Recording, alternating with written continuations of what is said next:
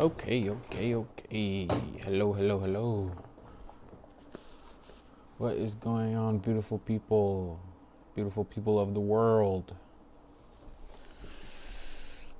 Don't mind the hair, don't mind the face, don't mind the energy. I I still live a pretty normie life. So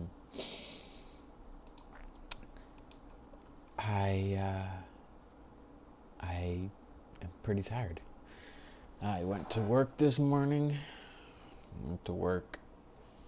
I have to be at work around 8:30, or I usually get there like 8 or 7:45 around, because it's kind of far away. So it's about an hour in the morning. So I make sure that I leave early so I can avoid any traffic or anything like that. Because first day I showed up to this job, I was late. So can't let that happen again.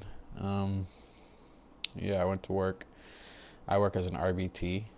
For those of you who don't know, RBTs work with special needs kids, particularly kids with autism. And we work with them to help them develop different skills, like their social skills, communication, things like that. Help them regulate their emotions and reduce challenging behaviors. So I was today I had two kids. One's 4, one's 5. One is completely nonverbal and is super energetic, but he's a little love bug. I love him a lot. And then I had a 5-year-old who is also super energetic and is a little bit more difficult of a case than the 4-year-old. The 4-year-old's like one of my favorites. One of the favorite kids that I work with. He's very loving. Something that we emphasize in ABA and as an RBT is reinforcement, and things that are reinforcing, that motivate them, that are make them happy, or make them, we call it HRE, happy, relaxed, and engaged. So one of his most reinforcing activities, I guess you could say, are hugs and being picked up, being carried. Today he was like all over me, trying to get on my back, riding my back, and he's so funny because he doesn't close his hands. When you get on someone's back, you know how you close your hands like that, you wrap them around their neck, and then you put your legs around their body and they grab your legs and you're on their back. This kid would not grab hold of me for the life of him. He would just let his arms hang. So I had to hold him in like a 90-degree angle. I had to put my body at like a 90-degree angle so that I make sure he doesn't fall off of me. But he's a little sweetheart. I love him so much. And like I said, the second kid, I love him as well. And he's great, but he's a little bit more difficult, a little more challenging. I had a little bit of an issue with him today, and he broke down. We were sitting in the kitchen for like 10-15 minutes just trying to get him to calm down. So most days are like that. Most days in this job are pretty difficult. So most days I'm pretty tired after work. But hey, that is the game. That's the job. So I don't mind it. I'm trying to, hold on. I want to move this so that I can see it. I don't think I can do that. Okay. Well, there's no chats coming in anyway, so anyway. But so that job is very tiring. It's very draining. I work with a lot of nonverbal kids, so not only do you have to talk to them and engage with them, be constantly engaged with them, which is it takes a toll on its own. But for me, for a lot of my kids, and for a lot of my coworkers, we have to actually speak for the kids sometimes too. Obviously they have these little AAC devices, little tablets that they use to communicate. They have a bunch of different set up options for different type of different ways to communicate what you need. Like if like my boy has an eat button on his, and you press eat, and if he presses eat, then that typically means he's hungry, and then he has a bunch of options of items that he could eat, some of his favorite items that he can eat, so he can tell us exactly what it is that he wants. Or if it's like play, he has a button to play, and if it's like he just wants to go, if he doesn't press anything after that, then he just wants to hang out, kind of be goofy with me, and I'll pick him up and we'll do crazy stuff. But he also has another section once you press play that allows him to choose a bunch of different options. There's toys, there's swing, there's trampoline, a lot of different things he can press when he pushes play. So usually they have those little AAC devices and those help, but they also have to learn how to use them. And so when you're teaching them, you have to, and it seems like they want something, and you're teaching them to use their AAC device to communicate that want or that need, then you'd have to tell them. You have to be like, do you want to go to the bathroom? Like for example, if I have a kid who he's starting to get a little agitated, and he's grabbing his private areas, or he's doing something that is an indicator that he needs to go to the bathroom, but he's learning how to use his AAC device, and he can't just go up to it and press bathroom on his own to let me know on his own, independently. Then I would tell him, like, hey buddy, what do you want? Use your words. Do you want to go to the bathroom? And then we would work out him clicking the buttons on his own. So yeah, it's a lot. Job is draining. It's very meaningful though, very satisfying. And the kids are absolutely adorable, especially the kids I'm working with now, because before I was in home, so I was working with a little bit older kids. I think my youngest in home was like 4 or 5, or maybe he was older. Honestly, I forgot how old he was. But he was the youngest that I'd worked in home, and then the other 2 that I had in home were 9, and then the oldest in home was 16 when I started working with him, and 17 when I stopped. Maybe he was 15. I think he was 15 when I started working with him, and 17 when he stopped. And I still go see him from time to time on the weekends, but I switched from in-home and to clinic, and these kids at the clinic are so adorable, and they're a lot younger. Like I just got a new kid a few months ago, I think probably in the beginning of the year, I guess. Oh, like in December, around December probably. Little baby, little 2-year-old, my little cutest thing in the world. And so yeah, we work with very young kids here. He's 2. My oldest is 5, unless sometimes I work with this kid who's 6, about to turn 7, but he's leaving soon. We don't take kids at the clinic older than 7. That's the cutoff point. So these kids are a lot younger, a lot cuter. So yeah, it's very meaningful work, and it beats the other jobs I had before working. Like the job I had immediately before working as an RBT was retail, which sucked. Retail at Academy Sports, Outdoor Academy Sports, whatever the fuck's called. I worked at a car wash. While I was working at the car wash, I worked at a warehouse on the weekends. I worked at Goodwill. I've worked construction. I've worked in concession stands. I've worked at Sonic. I've worked just about every job you could work as a young man, as a teen, or in your 20s before graduating college or getting any degree or any experience anywhere, developing any skills. I worked just about any job you could. So this was a very huge, not only step up in meaning and I guess meaning, purpose, but also in money. You know, you make pretty good money. I'm not gonna say really good, 'cause it's pretty good, especially considering the work we do. It's pretty good work money. But starting out, when I first started, I had already had my registration, and I went to do in-home. So in-home typically pays a little more, even if you have no experience and just starting out. In-home will pay you more than in clinic. I started out, when I started my in-home job, which was my first job as an RBT, zero experience at all. In-home started out $22 an hour. So, it's the highest I've been paid, I think, up until this point. Obviously, I'm getting more now, but yeah.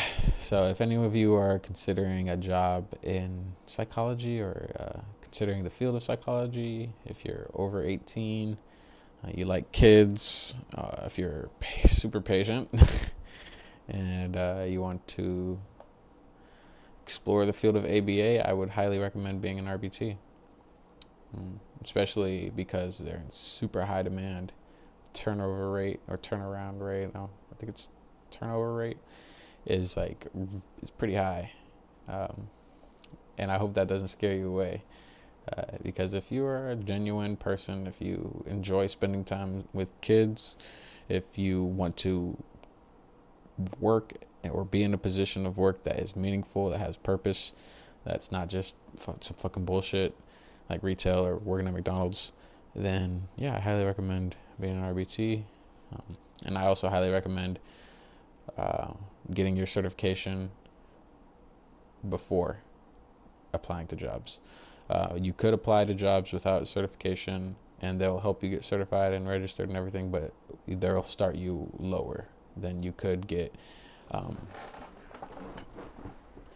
with your certification already in hand during the application process. So highly recommend that.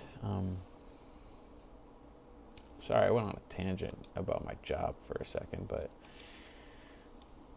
yeah, I'm tired because of that. I worked until 4, and then I went to the gym. Got to the gym at 5. I ran a mile and a half at a 9.5 minute pace, which is pretty good to me. I've never really been able to run a mile in under 10 minutes before right now. So I was pretty proud. And I felt high afterwards. I think I understand the runner's high that people talk about, but I didn't get it while I was running. I wasn't running. I'm oh, I feel so much better. I feel, let's keep going. No, I didn't feel that shit at all, not one time. But after the run, when I walked off of the treadmill, I got this burst of fucking, I don't know what it was, but I felt high. Everything was moving kind of weird. My vision was brighter, and I felt kind of dizzy. It was weird. I don't know, but it felt good. I'm not gonna lie, it felt pretty good. And I got that same feeling after yesterday's run. So I think I'm gonna keep that up and keep up the running. Mondays, Wednesdays, and Fridays. Not every day. Fuck that. But after my run, I did a little lift. I just did legs and shoulders today. And then, so I was in the gym for an hour and a half, 2 hours, because I also, I stretched before the run, and I did some recovery and read a book after the workout. So I was in there for quite a while, probably till around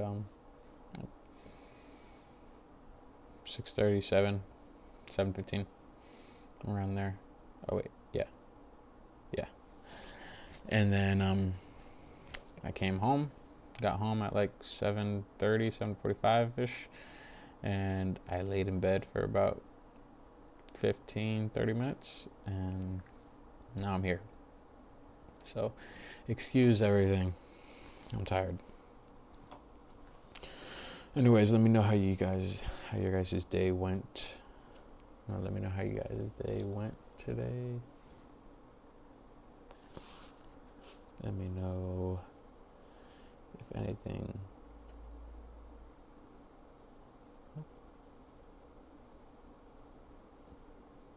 This was from a while ago. Okay. Yeah.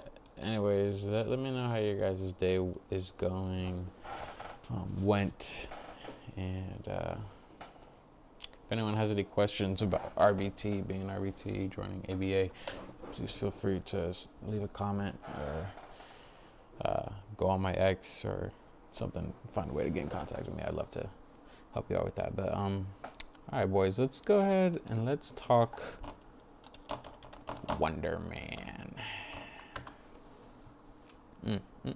All right, I think we should start out with the trailer. Let's watch the trailer real quick. I'm gonna leave this tab open.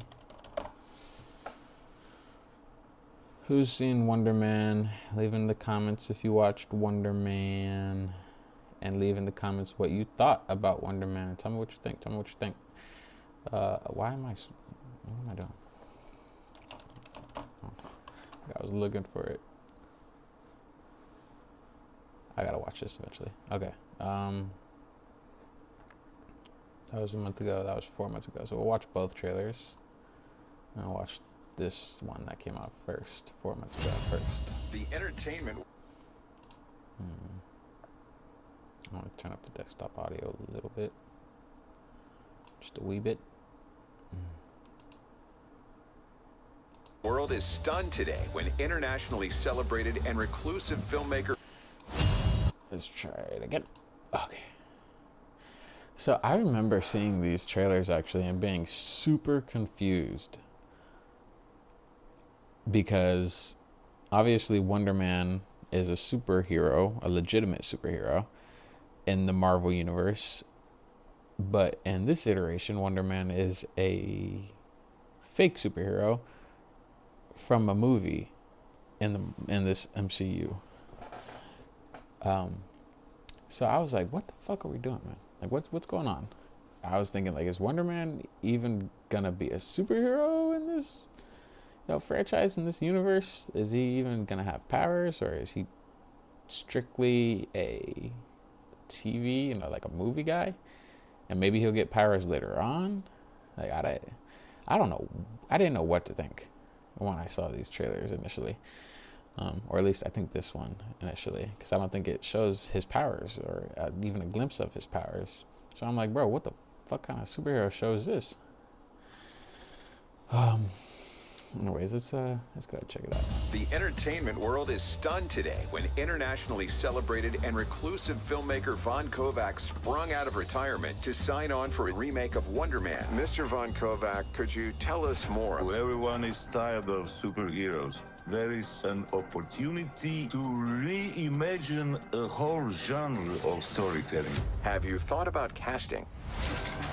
So, what's this big audition you were talking about? It's a huge opportunity. I'm auditioning for Wonderman. Did you hear about Wonderman? I need to be in this movie. Sorry, you crazy. I was born to play this character. Oh, you serious? Boo, they are already talking to Leo.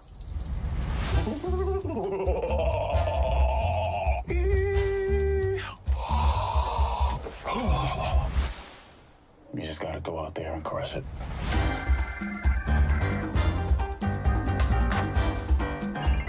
What's wrong? I'm trying to come up with a backstory for the character. Well, trust the words. Just show up and say them. That's not my process.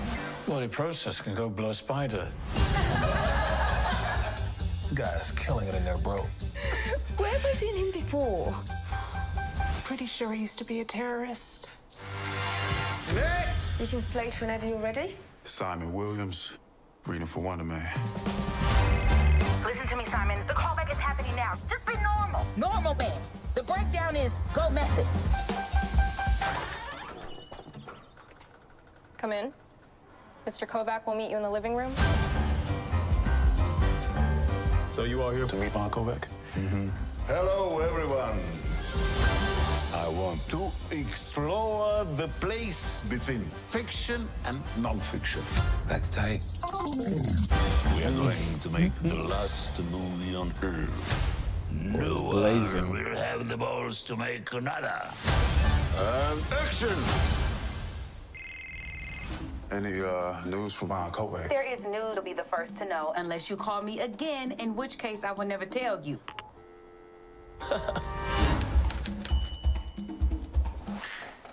Okay. So yeah, this was the trailer where I was like, what in the fuck is this? Like, I had to double check, is this Marvel? Okay, it's Marvel. Then I had to go look up Wonderman. I'm like, is he actually a superhero, or am I missing something? And obviously you can come to the search and well, I mean, these were the pictures that were coming up when I was looking, because the show hadn't come out yet. But you see these and you're like, okay, yeah, you look at the Wonder Man Wikipedia, you look at the list of his powers. Let's go through the list of his powers real quick, guys. Let's go through the list of his abilities. Superhuman strength, speed, agility, stamina, and reflexes. Ionic energy physiology. Enhanced vision and hearing, electromagnetic manipulation, ionic energy manipulation, energy enhanced strike, virtual invulnerability, self-sustenance. Bro, does that mean he doesn't have to eat or drink or anything? Power recycling, size alteration. Can he get bigger like Ant-Man and shit? Healing factor, shape-shifting, teleportation, immortality, and flight.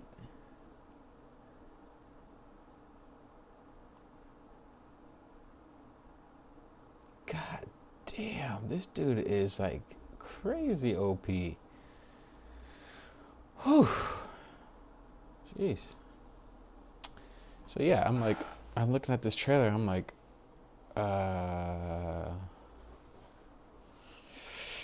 what is going on? But yeah, so let's check out the second trailer. The second official trailer. You got this, man. I believe this is the trailer where I'm like, okay, because I'm pretty sure they showed a little glimpse of his powers. I'm like, okay, so he does have powers, and they're doing something. They're just doing something a little different with the character of Wonderman. So You just gotta go I was out a there little and crush intrigued. it. Not super intrigued.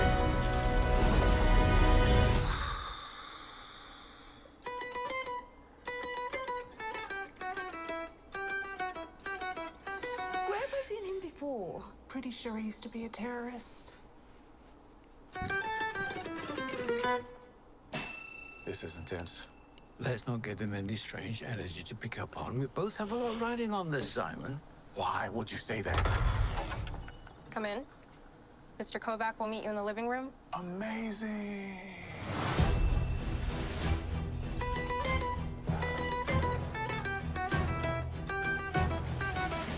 A superhero remake. Not exactly what we'd expect from an Oscar-winning director. This is the role. It's everything. If I get this close and I miss, There's the little glimpse. I'm gonna need you to sign this. Both the eyes in the beginning. yeah. I need to be in this movie. Zah! I was born to play this character. Another little glimpse.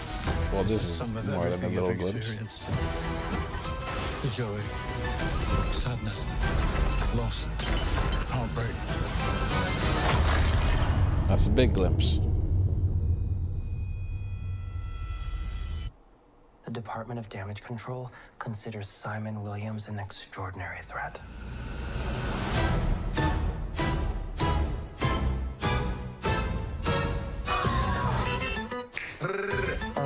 What?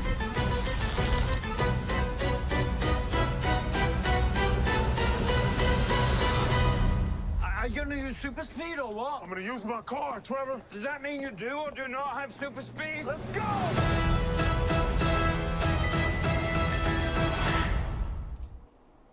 Okay, so yeah, after that trailer, I was like, okay, so he does have powers, and I was like a little intrigued, like a little bit, like not much, because I was still like, what the fuck is going on with this? But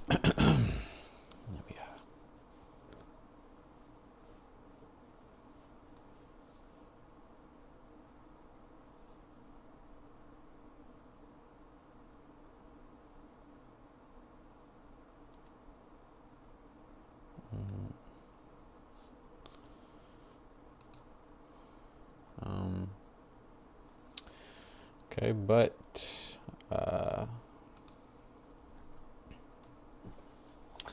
let's talk about how we feel about the show now that it is released, now that it is out. And I want to get a picture of his suit, but I want the whole picture. Nah, that's not. I mean, it's just good enough, whatever. Oh, dang, man, that's really not good enough. Anyways, let's talk about how we feel about the movie as a whole.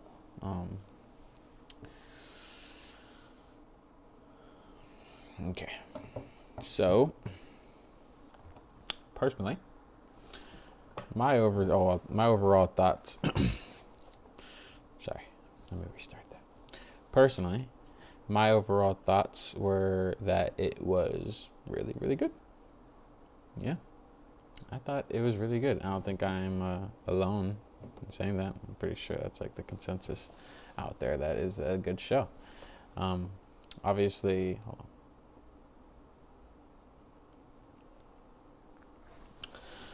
Obviously, like I mentioned earlier, I was a little skeptical with it initially, being that it was a superhero show, and looking at all the trailers of a superhero show with little to no action in the trailers, and from what we were being told about the show, it was pretty much confirmed before the show even came out that there was going to be very little action in this show.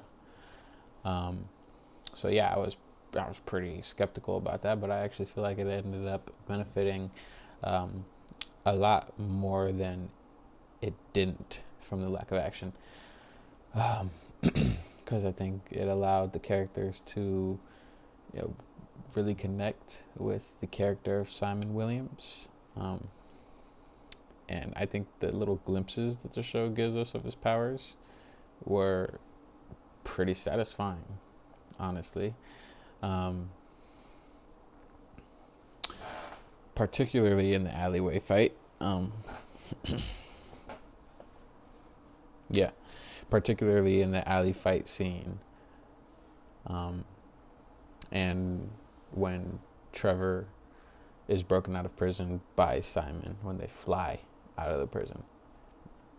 Those two scenes alone were like, that was enough for me.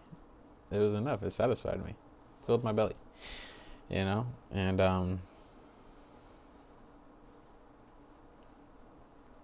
yeah, I mean, it was surprisingly satisfying, and it left me very excited, a little bit anxious even, to see more of not Simon anymore. We've got enough of Simon for now, but I want to see more of Wonderman.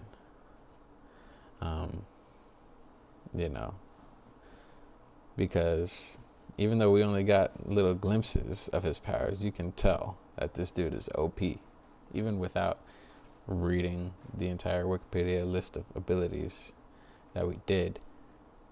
Just watching the show, seeing the little glimpses, seeing, when he broke the table, when practically whenever he was starting to lose control, you could see the effects of like the molecules and of the material and everything around him. Like things would start to wave. Like there was the scene when Trevor told him that he was a spy, that he's been spying on him for a really long time, and then he walked into the alley or into like some sort of building somewhere, but as he was walking, he walked past some trash cans.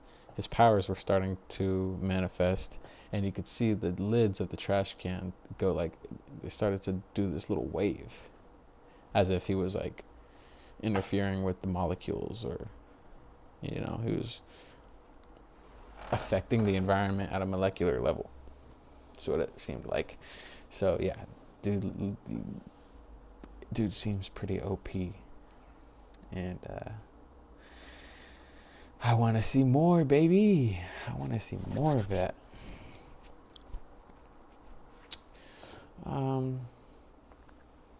Sorry, I got some notes here, guys, because if I didn't write these notes, I wouldn't have remembered everything I wanted to say about this show. But overall rating, you guys leave your ratings in the comments out of 10. Let me know what you think. I give it a smooth 7.8, 7.9. Give it a smooth 7.9. Smooth, which is, 7.9 is pretty good. Some of the highs include, obviously, the character development and the character focus. Yeah, the character emphasis, whatever you want to call it, the focus that they put on the characters. Aside from the super powered element of Simon and of these characters, Simon, him choosing to hide his powers from the public and even people super close to him, like his family at one point when he was really young. His family, his girlfriend, his ex-girlfriend, obviously, and everyone else in his life. It's a super compelling element of the story, considering that considering the ban on superpowered individuals in Hollywood, and considering the destructive nature of his powers. I think him having to keep that part of him hidden away from everyone was super compelling.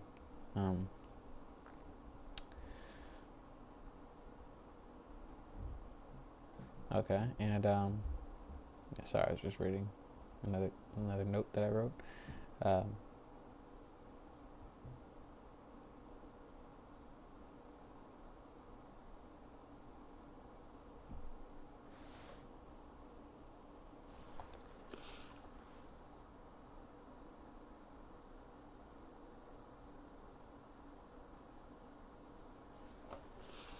Sorry, I don't know what I heard there, but it was a little weird, a little frightening. Anyways, so another element that I really liked about the character of Simon was the fact that he wasn't able to display such a huge aspect of himself, being his superpowers. He wasn't able to express that, and obviously that contributed to his loneliness, as his mom described it, and as you could clearly tell throughout the show, he's pretty lonely. He doesn't really connect with anybody other than the ex that he had that broke up with him in episode 1, and then told him later on that she never really even felt like she knew him or was connected with him because he never told her his big secret. So he never really truly connected with anybody. He has never really truly connected with anybody, at least ever since his powers manifested, other than his dad maybe, which I don't know if his dad was alive when his powers manifested. But so I thought that was a super compelling scene and aspect of the story of the character as well. The performances in the show were really solid. Yahya Abdul Mateen or whatever this guy's name is, I think that's his name. Solid, really good, man. Actually, it's a lie. I saw him in Aquaman, as a Black Manta, but he was pretty forgettable in that. And I don't think I remember seeing him in anything else. I probably did, I just don't remember. But yeah, he was really good. He was really good. The few scenes that I particularly enjoyed was the one where he went to go meet his ex to see if she had exposed to him and his superpowers to that critic lady. When she outright told him that she didn't tell her his secret, even though he didn't even it seemed like he knew.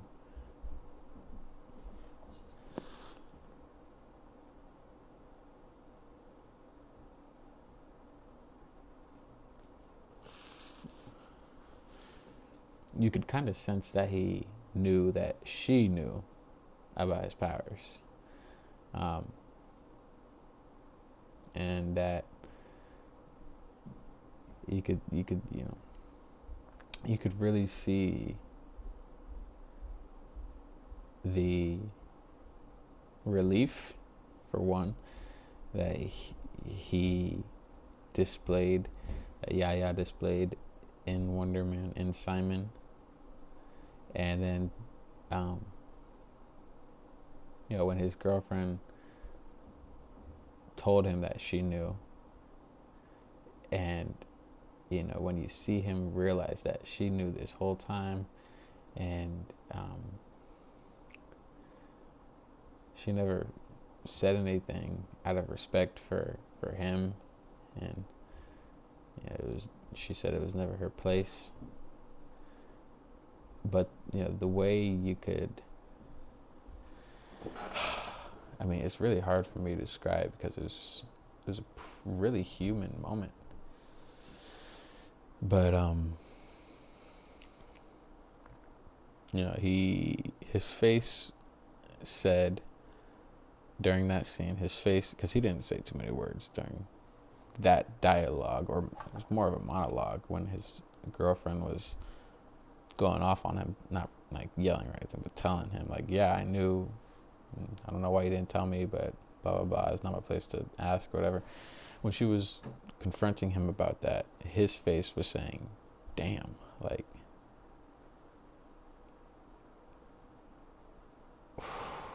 I need to watch it again. Honestly, I need to watch it again. I wonder if that scene is up. Let me see.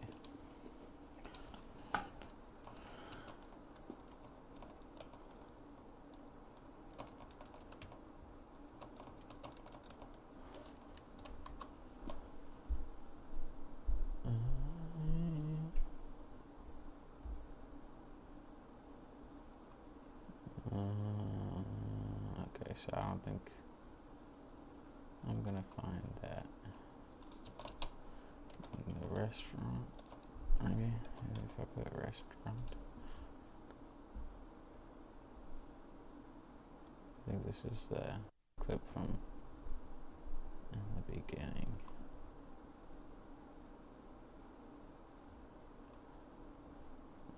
Yeah, I don't think they have that scene on here. But his face was basically saying like, man, I really don't trust anybody. Like, he was like, damn, like, I really don't trust these people. And I think he was realizing in that moment that he was wrong for that. He was wrong not to trust all these people, to share that aspect of him with his girlfriend, in particular in this specific situation. He was realizing that he was wrong not to share that aspect of him, because it never allowed them to connect, to truly connect. I think he was realizing that she was always feeling, she probably felt really left out and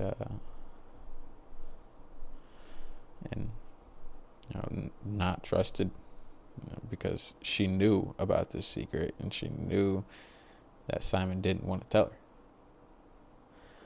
her. And yeah, so his face in that scene, the facial expressions, they were great, really good. And then another scene that I really enjoyed of his was when he was talking to the critic lady and he was worried about what his brother was going to say to her, because his brother spent his almost whole life, bashing him in his dreams and belittling him, looking down on him and not believing in him. So Simon was really nervous, and I was, pretty anxious about what his brother was going to say. And when he hears that his brother said nothing but good things, said that he's super proud of him, that no one believed in him, I mean, And Trevor was really good in that scene too, even though he didn't do anything. Whoever plays Trevor, I'm sorry, whoever plays Trevor was really good too. The way he just kind of smiled and did like this. It was good, man. And little things like that really they really make a difference.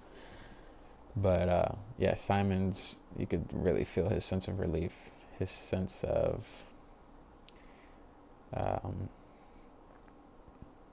maybe even a little bit of pride. He's happy that his brother recognizes him and his work.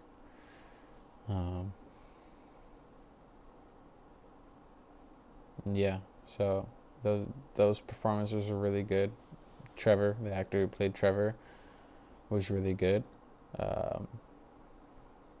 mean, those were like the two main guys. Obviously, Von Kovac, actor, that guy from Superman, he's pretty funny.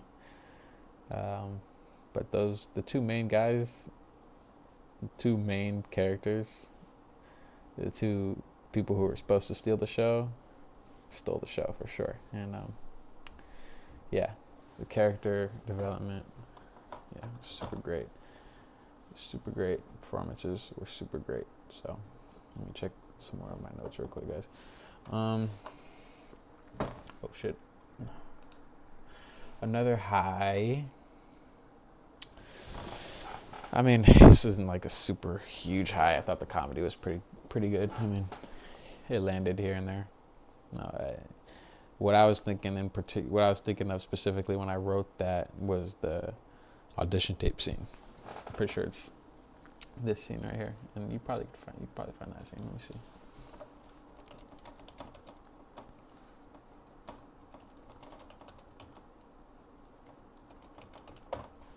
Let's see. I could probably find that scene. No, not the one where he gives the audition.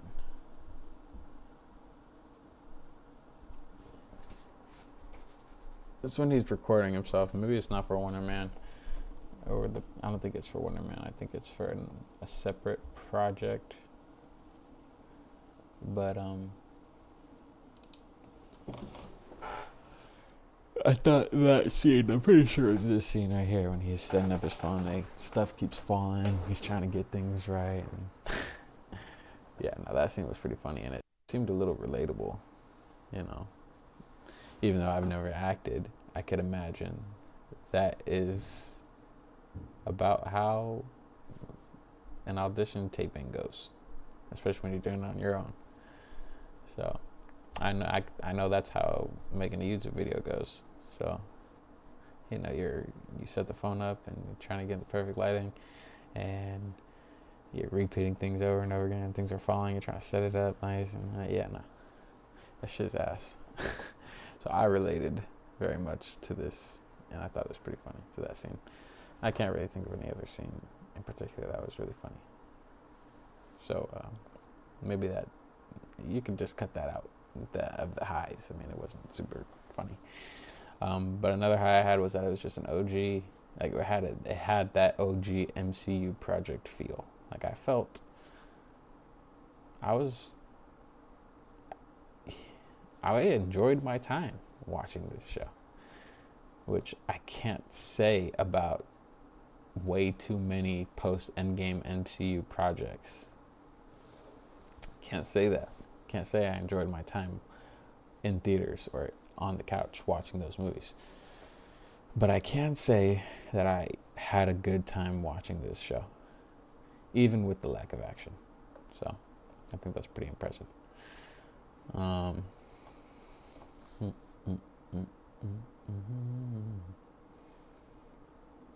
Some lows. Couple of lows. Why am I like... I don't like that. That's weird.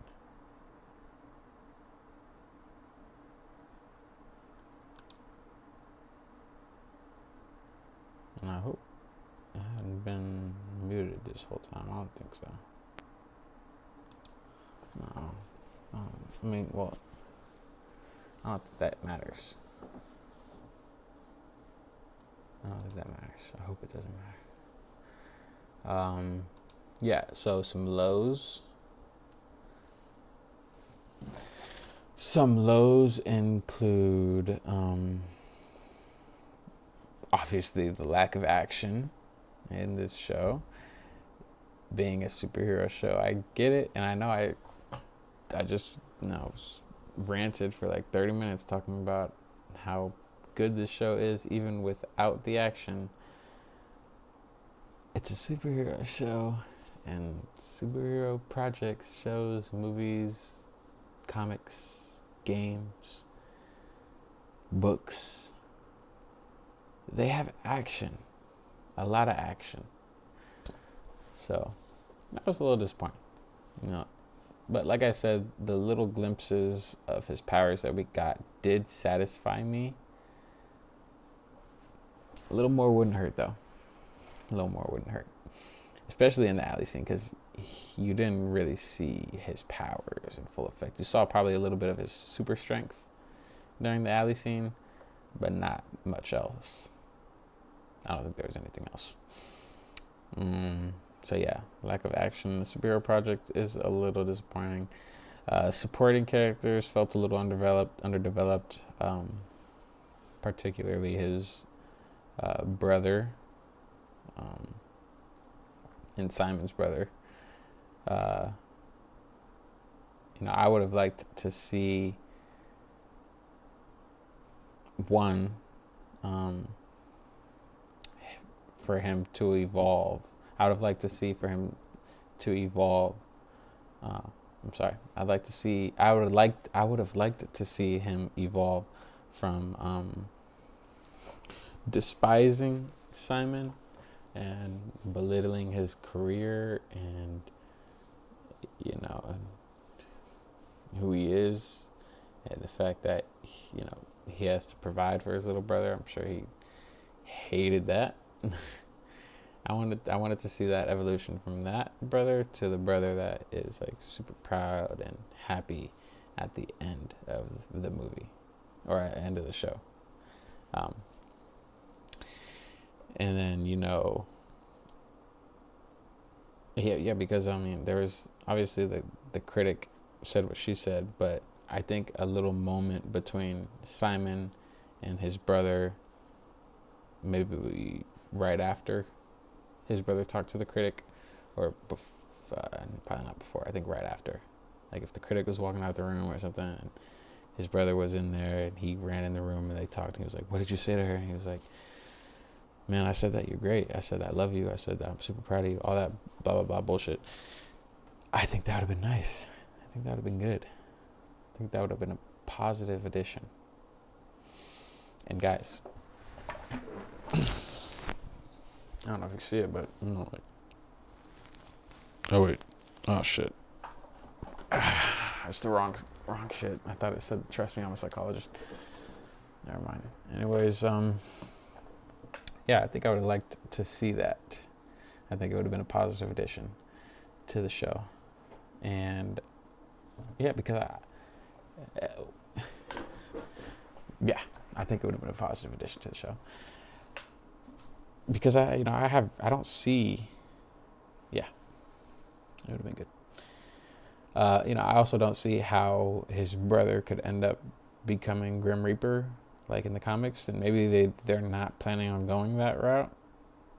Maybe Grim Reaper is gonna end up being Trevor or something like that. But we didn't get much of the supporting characters. I'd like to hear a little bit more of his ex's side there and her experience being with Simon. And obviously we didn't get much of his family. I thought his dad was, or should have been, dived into a little bit more of that character, especially considering how impactful his dad was in his life. But we didn't get that, so. And then personally, I would have liked longer episodes. And I really didn't like the inconsistency in the time, because there was like some that were, most of them were like 30, 35 minutes. And then there was like that one episode where we get the action in the alley, and that one's like 15 minutes. I mean, on the, it'll tell you 25 minutes, but take out all those fucking credits, those like 3 minutes worth of credits in the beginning, the introduction in the end, I mean, the credits in the end, the introduction in the beginning, you're left with like 15, 20 minutes of a show. So I would have appreciated a little more. Longer episodes. But yeah, overall, it was good. 7.9 is what I gave it, I'm pretty sure. So now we gotta talk about some theories. Right? Because I'm pretty sure the entirety of the internet has the exact same theory at this point, but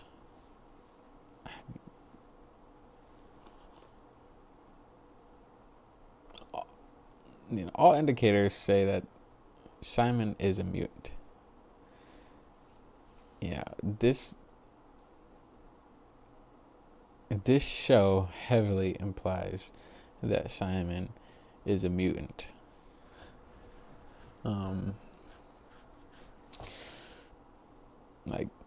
Let's talk about the DODC involvement, Department of Damage Control.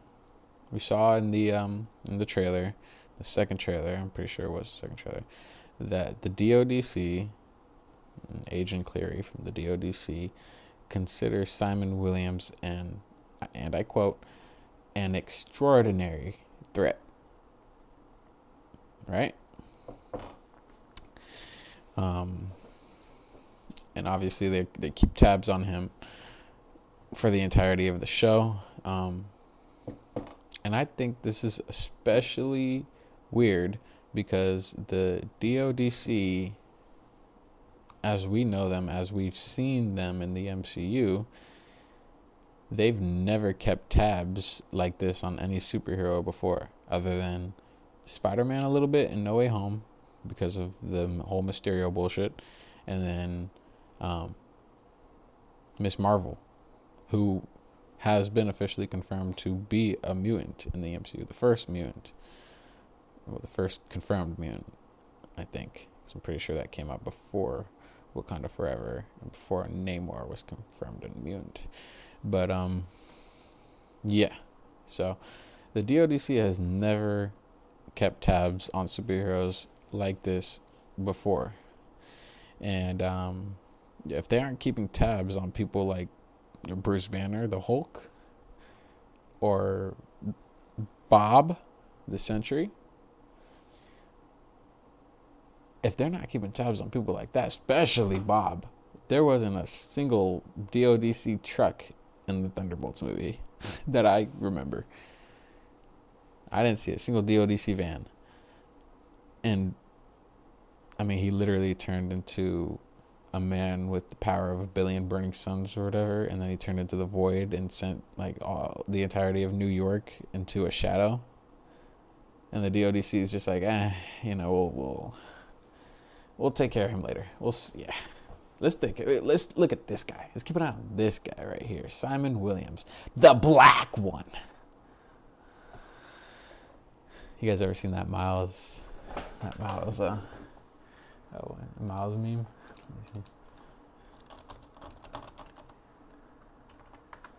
Look. Oh, this one's funny too. But look.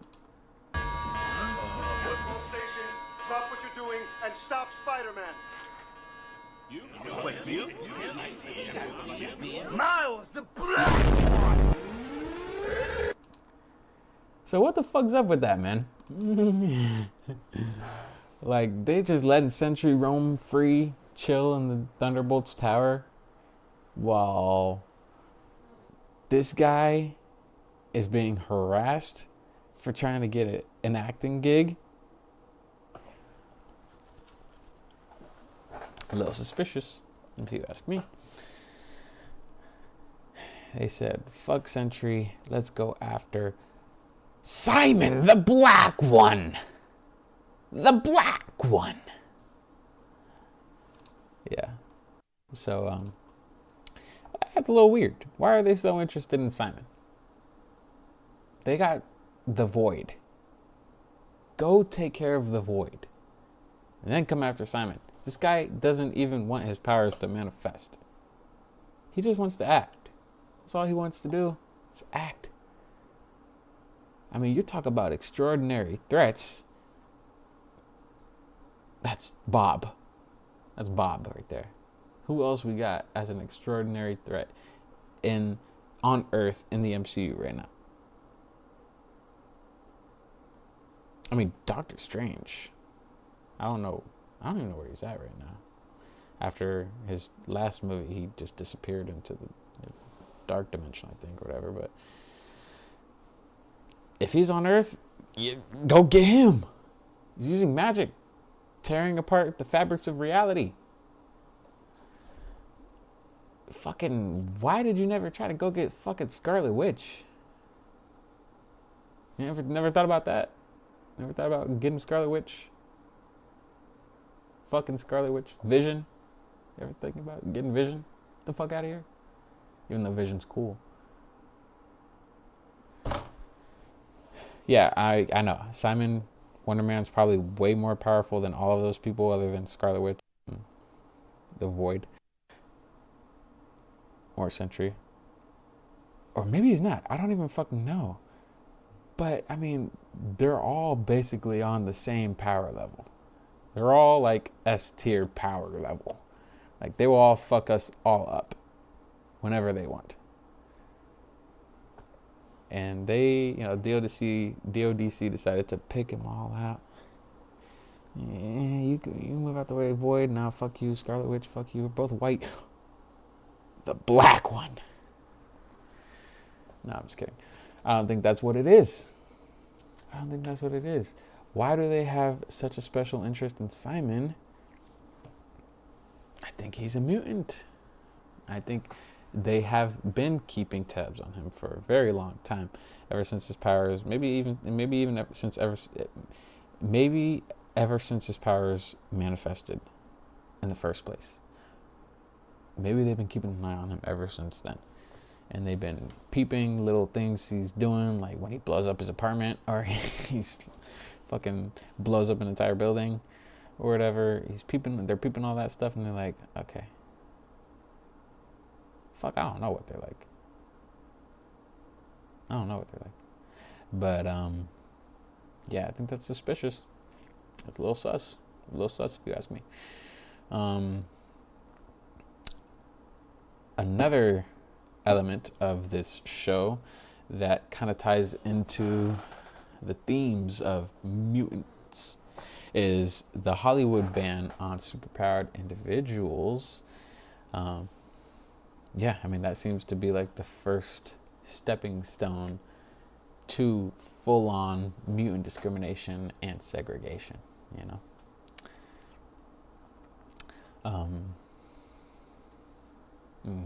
Yeah, so like when you consider that the ban was placed after the Costco cloak doorman incident, where that I forgot his name, but that guy, the fat guy, tried to dive into doorman's door, and it kind of seemed like he went in the door and then out his mouth, because doorman started threw up water. Or whatever that was. What if he threw up him? You ever think of that? Anyways, yeah. It seems like ever since that incident happened, or, at least maybe like right after that incident happened, that incident seemed to have a pretty impactful effect on the public, and on media, society, everything. It was crazy. It was probably crazy. And the public must have had some sort of uprising, maybe some protests, so that they could regulate the use of powers and of superpowered individuals in Hollywood. So if we extrapolate that concept of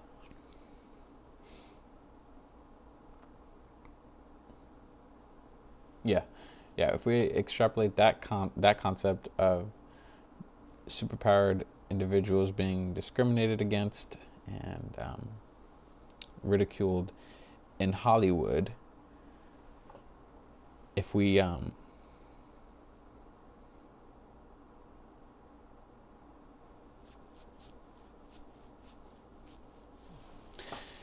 so if we extrapolate that concept of discrimination towards superpowered individuals in Hollywood, to how the MCU might address similar themes with mutants in the future, you can start to connect to those dots a little bit and see how there could be a little connection right there. My fucking Costco version of cloak, man. And then I got another note here. I got the most damning piece of evidence that I, and that I'm sure the rest of the world has come to realize or notice by now, is that we never even got an origin story for Simon's powers. All we know is that there was some sort of fire and that he survived that fire when he probably shouldn't have survived. And being that Wonderman definitely isn't the most popular character in mainstream media, and I don't even think we've had an iteration of Wonderman, at least in live action, before. You'd think we'd get some sort of origin story, because no one fucking knows the guy.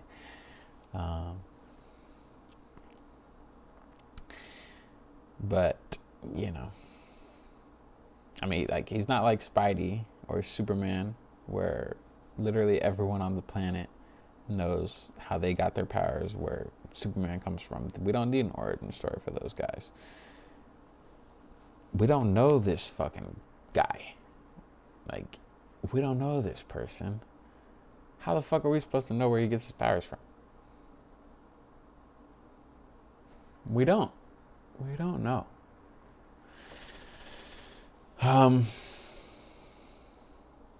So, how does that make him a mutant, you may ask?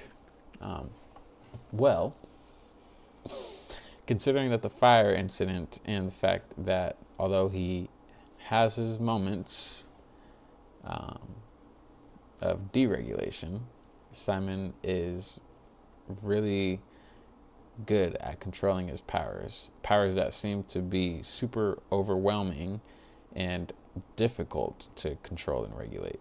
He seems to do a really good job at that, even though, like I said, he has his moments. That implies that Simon has had his powers for a really, really long time. Like, fire incident happened when he was a kid. He must have had his powers since he was a kid. Since before Spider-Man got his powers. Since before Peter, as a freshman in college, or a freshman in high school, or freshman and sophomore in high school, got his powers. He must have been even younger. Like, middle school, maybe even elementary school. And the scene of young Simon sitting on the doctor's chair and they're checking him out after the fire, he looks to be like in middle school. So he's had his powers for a really, really long time. And so you'd have to assume that,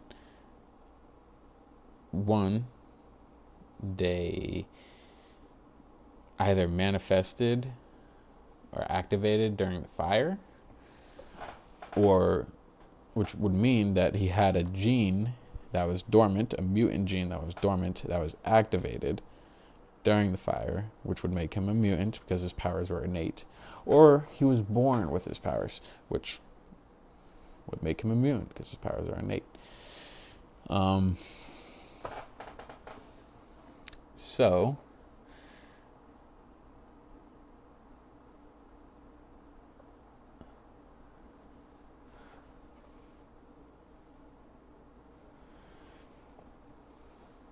Yeah. So he's likely a mutant. He's likely born with the powers, which even adds to that element of loneliness that Simon experiences throughout his life. Because, even as a kid, he didn't want to tell anyone because it could have impacted, maybe, I don't know if this is what he was thinking, but it could have impacted his ability to act. Because obviously, from the scene of him and his father when he was young, watching Wonderman, it's pretty obvious to see that his father instilled that love of acting, that passion in him. And so maybe he just didn't want to tell anybody when he was a kid, because he knew if people knew they had powers, he wouldn't be able to work in Hollywood, especially after the doorman incident. Which, they did the doorman incident in black and white, the entire thing, so it kind of implies that it was like in the past, kind of way far back in the past. So yeah, maybe he was always anxious about that. He didn't want to tell anybody. And maybe there's another aspect too that I'm missing. But yeah, so I think he was probably born with his powers, and I think they probably just manifested in the fire. I think that's probably what happened. And I think he's a mutant, which would make him an Omega level mutant for sure. Or maybe an Alpha, an A. I don't know if that's because I'm pretty sure it is Omega, Alpha, and then the other one's Beta. Probably was whatever. He's either the most powerful tier or the second most powerful tier.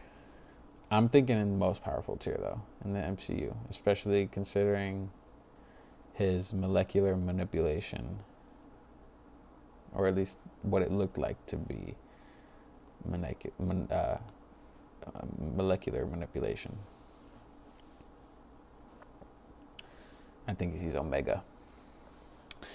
Now, where will we see Simon next?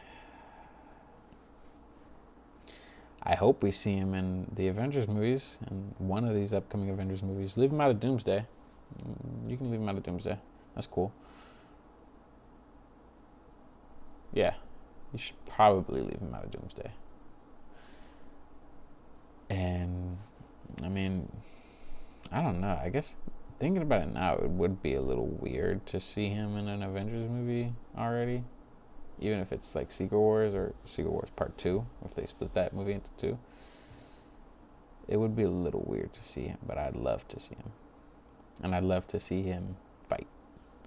And I actually think it's pretty interesting now that he, his superhero name isn't Wonderman. He plays a character called Wonderman. And, just like in real life, how, we see Tom Holland and we call him Spider-Man, or, little kids call him Spider-Man, people call him Spider-Man. And we see Robert Downey Jr., we call him Iron Man, we see that guy, the GTA 5 actors, Michael, Franklin, and Trevor, they're actors. I don't know their actual names, but we call them by their character names because we connect with those characters so much. And I can see that being how he gets his name in the MCU, or how, why people call him Wonderman in the MCU is because he plays Wonderman. He is Wonderman, the character. And he has superpowers. So he's definitely Wonderman. Which would be cool. That'd be pretty cool. I bet if he is in the Secret Wars or something like that, the first person to call him Wonderman is gonna be Peter. He's gonna be like, "Oh wait, you're Wonderman. You played Wonderman, aren't you Wonderman?" Something like that. How much would I bet? Anyways, yeah, so hopefully maybe we'll see him in the Avengers movies. I hope to see him in the Avengers movies. And I hope we get a season 2. Especially with how it ended, with Trevor and Simon breaking out of prison Simon flying Trevor out of prison. So dope. It was so dope. I was waiting for that moment the entire season. Like, I remember when he was fighting in the alley and that kid saw him, and him and Trevor had to chase the kid, and you saw the scene in the trailer. Trevor was like, "Are you gonna use your super speed or something?" I was hoping you better use some super speed. You better go fly after that kid, man. Go fly, get that kid. And I never got it until we did. And man, when I saw him activate those abilities and I saw him start to, it's pretty dope. It's pretty dope. So hopefully we get a season 2. If we don't see him in the Avengers movies, if we don't see a season 2, then he better be a main character in this next mutant saga. Mutant Saga Wonderman is what I want. That's it. Make him a mutant. Make him a main character of the next saga. Boom. You win, Marvel. That's it. That's all you gotta do. Okay? Alright, guys. That's all on Wonderman. Jesus fucking hell. I just spent an hour talking about Wonderman. Holy fuck, man. Hey, shit. Alright. Let's use my X. Let's look over X real quick. Then we'll watch. Damn, no way. No way. Jalton Almeida has been cut from the UFC. Oof. Hold on.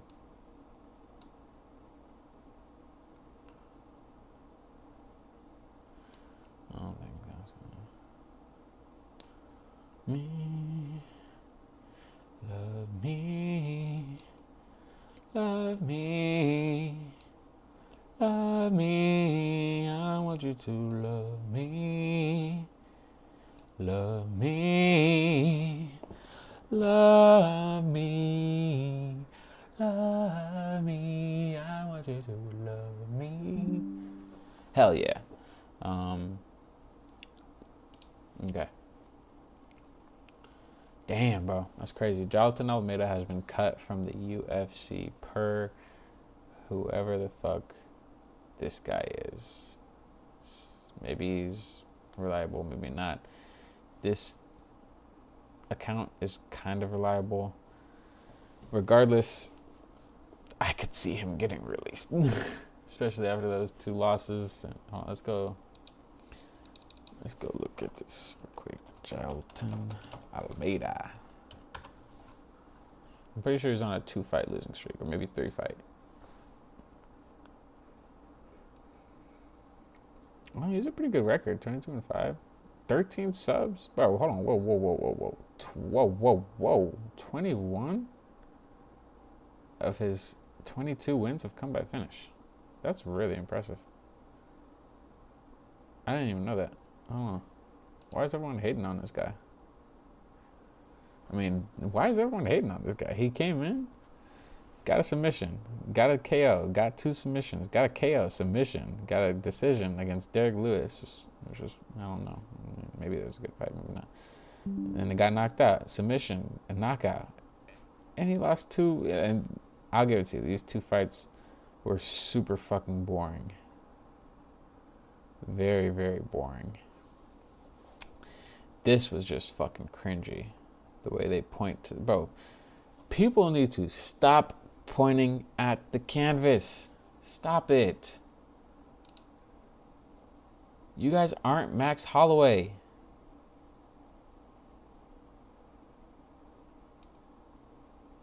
You're not Max Holloway. Cut it out.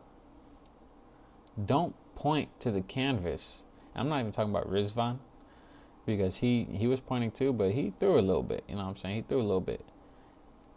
Jalton pointed down and literally didn't throw a single fucking punch.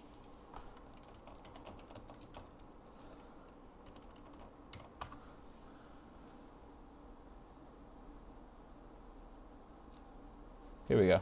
There's 15 seconds left on the clock, and when Kunaev points... I knew it was going to show. There's 15 seconds left on the clock, and when Kunaev points down, Almeida says, "Bring it on." And after taking a couple good punches from Kunaev, Almeida says, "I'm not afraid of an S-tier but I'm not like gonna... you." And after eating a fat knee, Almeida decides, you know what? I'd better not throw any more Why punches. is he fucking pointing? Too bad, so sad. Fraud check. What the Another fuck? Brazilian. Why are you pointing? Why are you pointing at the canvas if you're not gonna fucking throw? Look, I wouldn't even step in there. You guys are all absolutely right. I would never even step in that fucking cage because I'm not a fucking, not crazy. But if you're gonna step in the cage, you're gonna call yourself a badass fighter, heavyweight, one of the baddest men on the planet, and you're gonna fucking point down to the ground like you're Max Holloway, you better fucking throw, bro. You better fucking throw.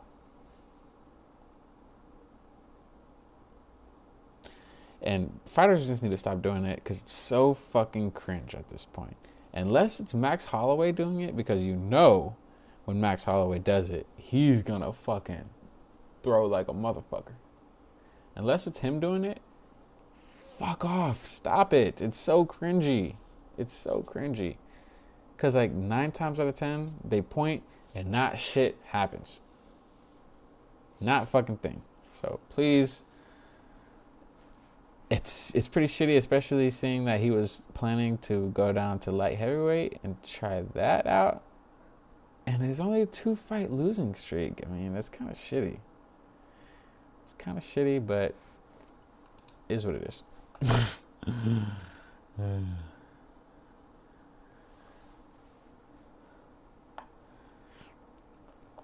I mean, this guy knows who he should be fighting. He's calling out Manel. He's calling out Tyra, and those are good fights. Don't get me wrong. It's not like he's ducking anyone.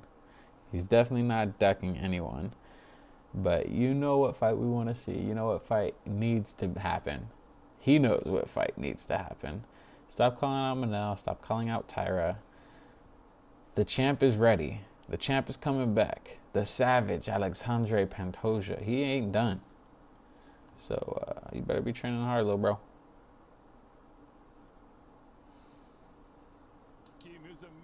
versus Shea Montague. UFC BJJ Bantamweight Championship main event. Mikey Musumeci versus Shea Montague.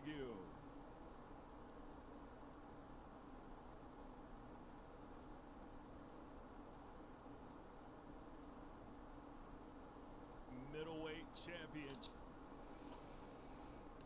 I'm not gonna watch all these fucking face-offs for BJJ fight. I just wanted to watch that one because Mikey is... What the fuck? And why do you... Nah, did they Lady in the Tramp that shit though?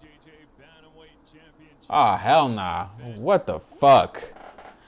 Hell nah. And this nigga's into it. Look at him. He's like, yeah, bring it on. Come on, where are you going? Why are you backing up? This nigga is into it. This nigga's like, bro. Nah, bro. Come on now. Come on, bro. I hate that fucking smile. Yeah. He'll twist you up. He'll fuck you up. He'll choke you out. He'll fucking kill you. He'll fuck you. I hate his smile. I'm actually about to start jiu-jitsu. There's a jiu-jitsu gym right next to my Planet Fitness that I go to, so. Yeah, I'm coming for you, Mikey.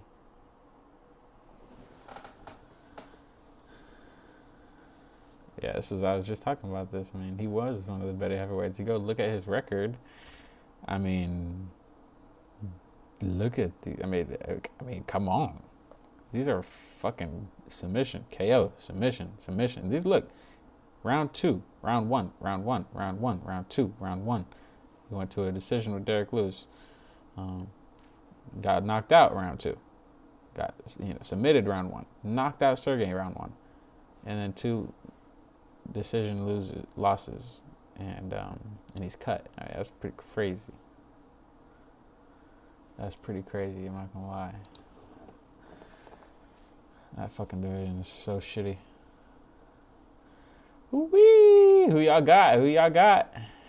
Who y'all got? Who y'all got? Sean Strickland versus Anthony Fluffy Hernandez. Woo-wee.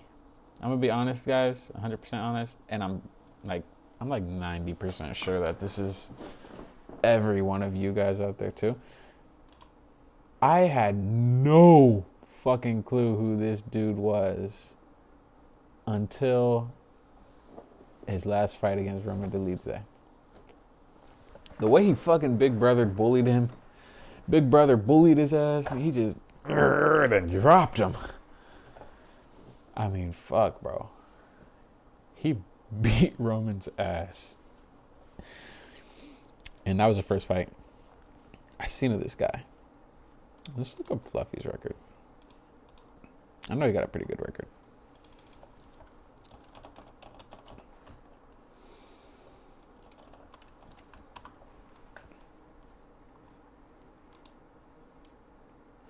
(15-2). Wow. Damn, that's a good record, bro. And 12 of his 15 wins have come by finish. 2 of his 2 losses have come by finish. That's a fucking hell of a record, man. Can't lie. Let's see.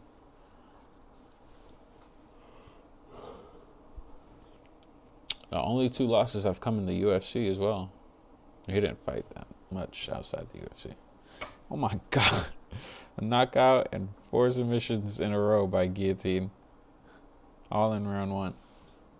Then he beat Brendan Allen, got the belt, and came over to the UFC where he had a no contest against Jordan Ray. I wonder what happened in that fight. Must have been an injury or something. Someone got poked or something like that. Lost via submission in his first UFC fight. Won via submission in his second one. Jun Young Parker. That guy sounds familiar. Oh yeah, I know that guy.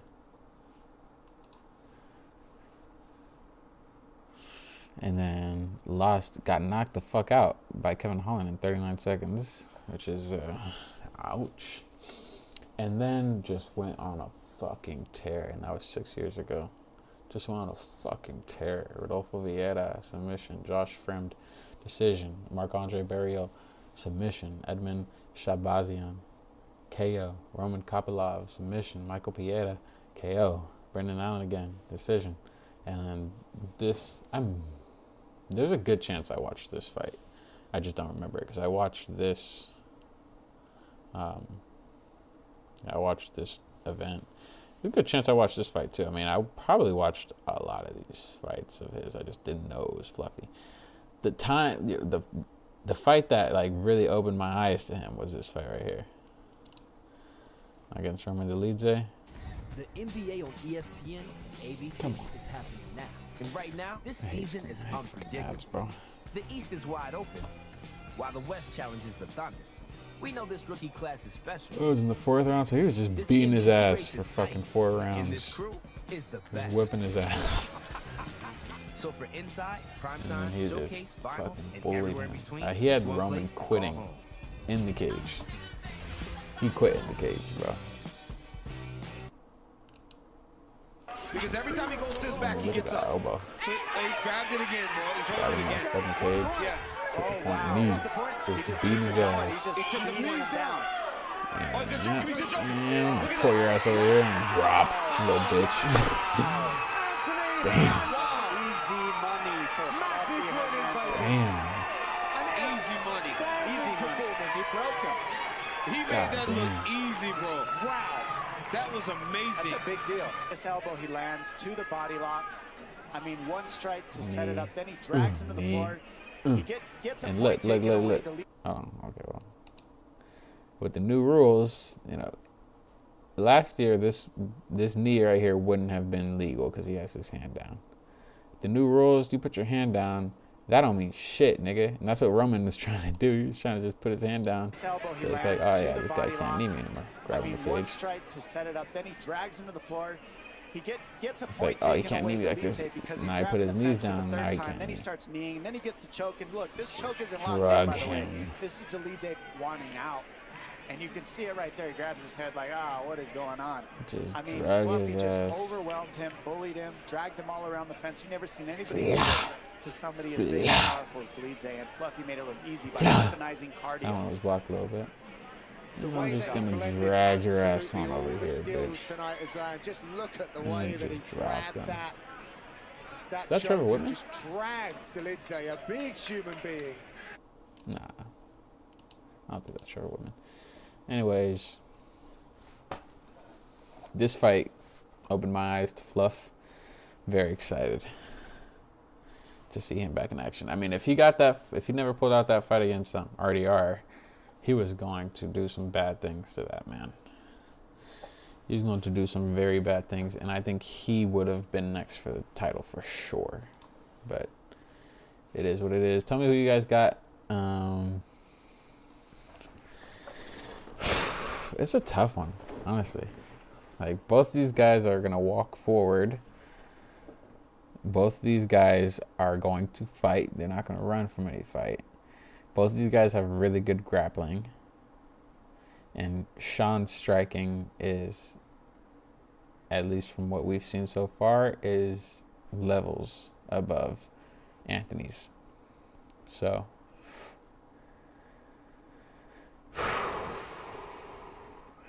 it's gonna be good, man. Ash says, I think Fluffy, Sean doesn't do well on the back foot. I think Fluffy, you see right here.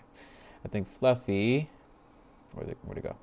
I think Fluffy will be aggressive on getting takedowns early and often. I don't see Sean being able to just keep it at distance and jab and cheap. Fluffy mixes things everything well and gets late finish and decision victory. Sorry, Mike. I don't know why I couldn't read for a second there, but that's a tough one, boys. This one's a tough one. This one's a good one. I think I got Sean, man. I'm gonna go safe. I'm gonna go the safe option. I think I got Sean. I think Sean's anti-grappling will be enough. Sean's a good wrestler. He's a good wrestler. I think he will be able to defend Anthony's grappling, and I think he'll be able to outstrike him. And I think it'll be a decision, because I don't see Fluffy getting knocked the fuck out, and I don't see Sean choking anyone out. So I think it will be a Sean Strickland decision win, unfortunately, because I would love Anthony to fucking bully this man and then go get a title shot. I'd love to see that. But I got Sean. Who you guys got?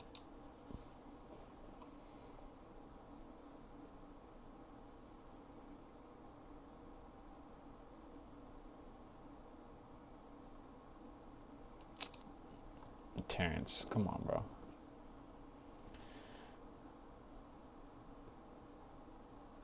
Y'all motherfuckers are so slow these days. Internet fucked up a lot of y'all brains. Whoever the MMA guy is was never talking about killing or fighting me in the streets. He was talking about killing bro Shakur in the streets. But that wouldn't happen either. I mean, come on, bro. What kind of fucking dumbass niggas are these? Look at the comments, bro. You know, I mean, we fine. I mean, everyone knows. Everyone knows, my nigga. Like, let's be honest, bro. Straight up, boxing is extremely limited. All you guys learn how to do is fucking punch. All you know how to do. Punch and dodge a punch. You don't know how to dodge a kick. You don't know how to block a kick. You don't know how to block an elbow, dodge an elbow. You don't know how to... And there's different types of kicks. I'm not even talking about one kick. You don't know how to block or evade, dodge, or anything. A head, body, or leg kick. Can't do shit to an elbow. You won't know how to fucking defend from knees. You can't wrestle. This guy, Terrence, can wrestle a little bit. A little bit.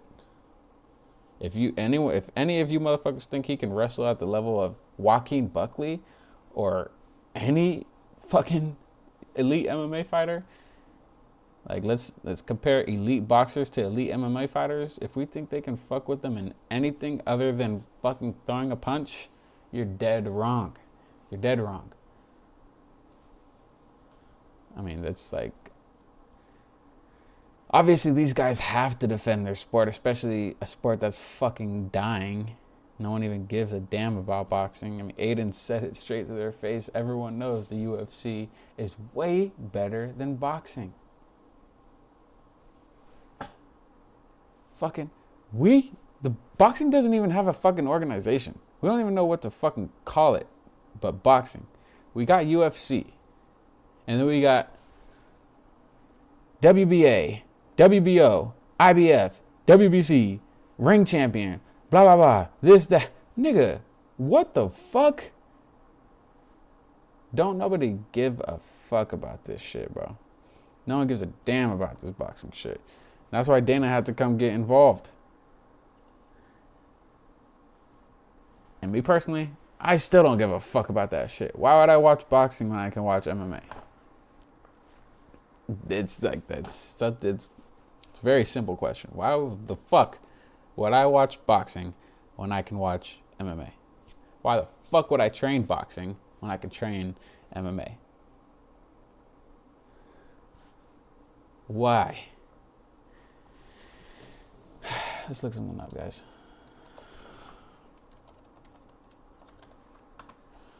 Let's look something up. We need chat for this.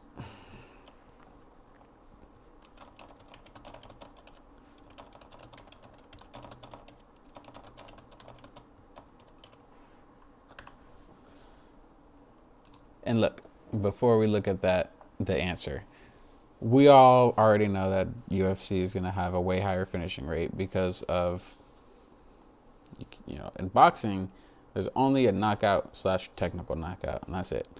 In UFC, we got knockouts, technical knockouts, and submissions. So there's more ways to finish a fight. That means the finishing rate is probably going to be a little bit higher. Damn. Okay, yeah. But let's also take into account that I looked up boxing versus UFC. So this is boxing. That means, you know, there's a bunch of boxing promotions. There's WBO, WBA, IBF, WBC, rings, you know, the Ring magazine, fucking probably a ton of other shit that I don't give a fuck about. All of those different promotions versus the UFC alone. Okay? Professional boxing, a large majority of bouts end by stoppage, mostly via knockout or technical knockout. Blah, blah, blah. Can you just fucking... Okay.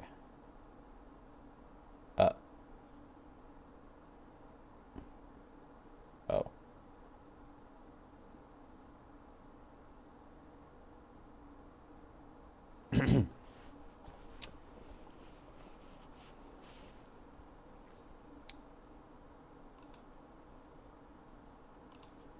It's still boring.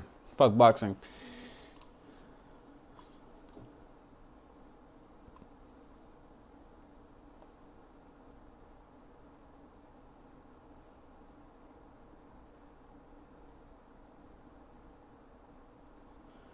Dude. Fucking retire. Just retire already. Fuck me. Why are you gonna leave again? Where are you gonna go? That means you're definitely gonna be staying for another season. No one fucking wants that shit. Bro, look at your hair. You don't even want this shit. You don't want to fucking play basketball anymore. Look at your grays. Look at your wrinkles, bro. You don't want to do this. Stop. Just stop. And I don't want to fucking see you anymore. I'm tired of LeBron. God damn. Bro, LeBron has been in my life for my entire life. He's always been there. Fucking move out the way. Go, move, bruh. And I'm just over his fucking theatrics. Fucking over his shit, man. He's such a flopping little pussy baby. But that being said, if he went to the Warriors, bro, especially after they just got Kristaps, whoo, that would be fucking crazy.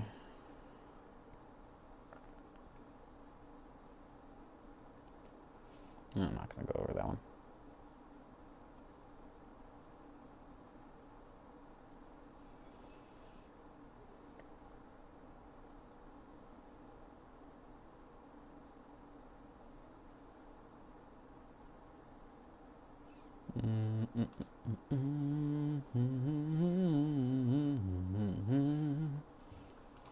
What else we got?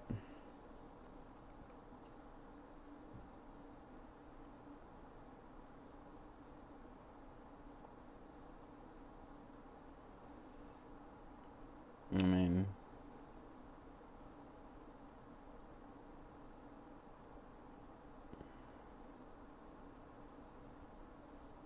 talking about using guns, does that make you tough, nigga? Come on, bro. Sydney Sweeney. Hold on, Sydney Sweeney with no makeup. Look, man. Cancel me. Fucking threaten me. Hate on me all you want. Sydney Sweeney has great genes. She got some great genes, baby. Shout out Levi, nigga. Was that Levi?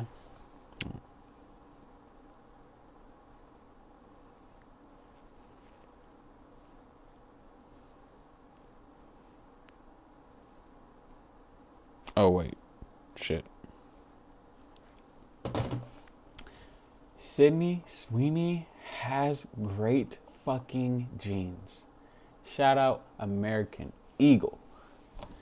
Levi did that shit with fucking, what's her name? Bro, she's a bad bitch, man. That's why people got mad. Because she's fucking beautiful. Don't hate the player, man. Hate the game.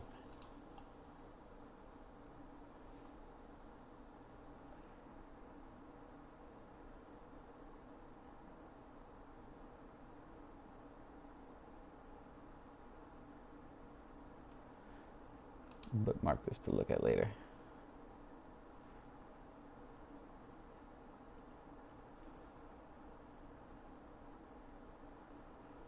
This nigga's back in the gym. Didn't he fucking just get like a knee surgery or some shit? Yeah, who even fucking gives a fuck about this guy anymore? He's not even in top 15 anymore.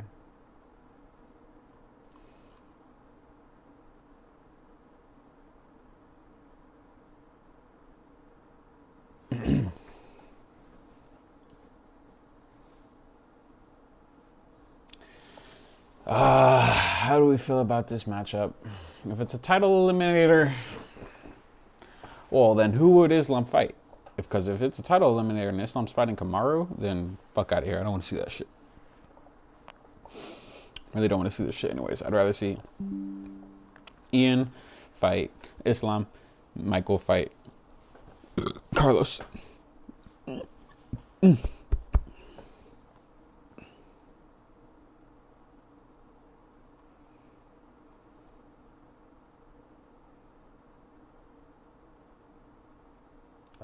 Hold on, what? High level. They're eating babies, man. Like that's. Do you think so that you think is real? So well, yeah. Not only that, I think that there's sacrifices going on every day in Los Angeles. I mean, allegedly, like bro, high level musicians, let's say, high level female musician, is like killing chickens every day, doing sacrifices. He literally high level. I don't want to say names because I don't want to get sued, and I don't want to be dead either. What does it rhyme with? Here's the purchase order. Yeah, I start looking at the comments for some stuff. Not that they're eating babies. Okay. Wow. He's a director, producer, and Academy Award-winning screenwriter. He knows what the fuck they're doing. Bro, there's so much fucking sick shit in this fucking world, bro. Fucking sickos. And I'm always asking myself why, and I always get the same answers. It's demons, they're demonic, they're satanic. But it feels like more, man. It really feels like so much more than that. It feels like something, it's crazy to say, but it feels like something even fucking darker than fucking demons. Like, this shit is...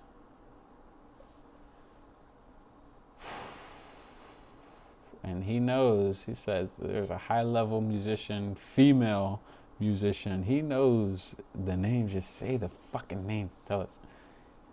But, okay, because you don't want to get sued and don't want to be dead either. But listen, if you fucking die, this is my goal at the end of everything. My goal is to build as much influence as possible, to be able to run, put myself in a position of power, to be able to make real change in the world and expose shit that would get me killed. I want that. I would like to expose things that get me killed, because that only confirms it, bro. Like, if you died, you told us who it was, and then you died tomorrow, we'd be like, okay, what the fuck? They're eating babies. And nothing would probably happen.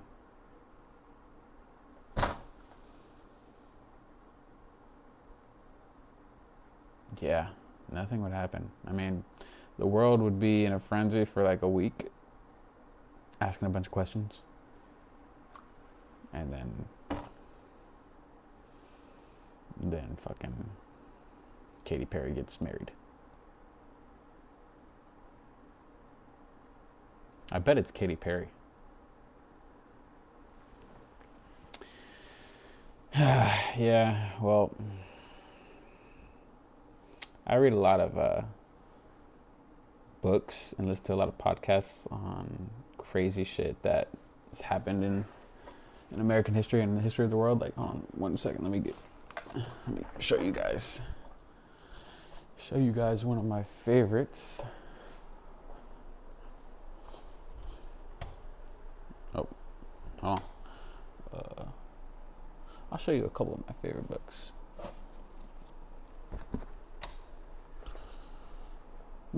Propaganda. Yep.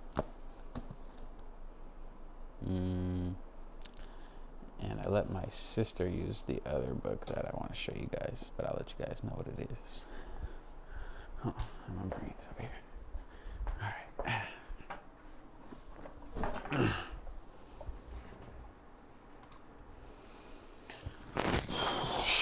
My hair is crazy, y'all.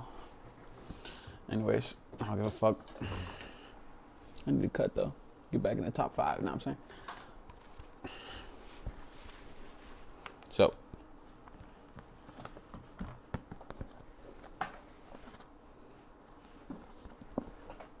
The 48 Laws of Power. Great book.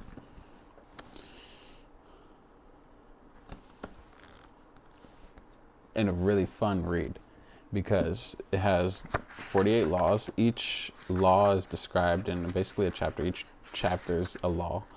And the chapters are like less than 10 pages each. And they go over a law, and they go over a historical account that depicts a, let me see how they put it really quick. 1 second. 1 second. Okay. So they depict, they start the chapter with a judgment, like a little quote, like, for law 1, never outshine the master. The judgment is always make those above you feel comfortably superior. In your desire to please and impress them, do not go too far in displaying your talents, or you might accomplish the opposite. Inspire fear and insecurity. Make your masters appear more brilliant than they are, and you will attain the heights of power. So that's the judgment. And each law describes a transgression of the law and an observance of the law, and also interpretations of both. So it'll give you a real historical account of somebody or some civilization or society that,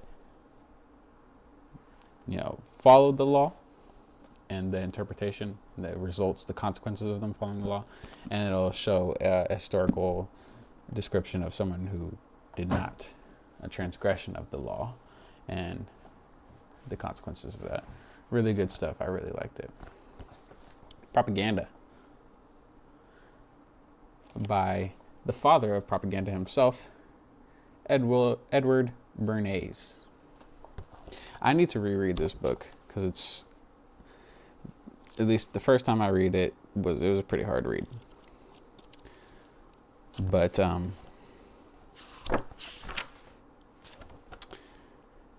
this basically talks about how propaganda is implemented in different concepts, or different ideas in society, different industries in society, and how the mechanics of propaganda and all that good stuff. So like there's chapter 4, there's the psychology of public relations. There's propaganda and political leadership in chapter 6. Chapter 7 is women's activities and propaganda. Or chapter 7, I think I said chapter 7. That talks about, femininity or feminism and things like that. Another really good book. And last but not least, of course, Legacy of Ashes. The History of the CIA, written by Tim Weiner. Weiner? It might be Weiner. I thought it was Weiner. But, yeah, I haven't gone too deep into this book yet because it's fucking thick. It's a fucking thick motherfucker. You know what I'm saying? Oh, let me see. Oh, there's hella notes though. So, oh damn, there's a lot of notes. Okay. So the last real page of information is page 601. So there's 600 pages in this book, and it goes over a bunch of bullshit that the CIA has been up to. I can let you guys know a couple of the chapters.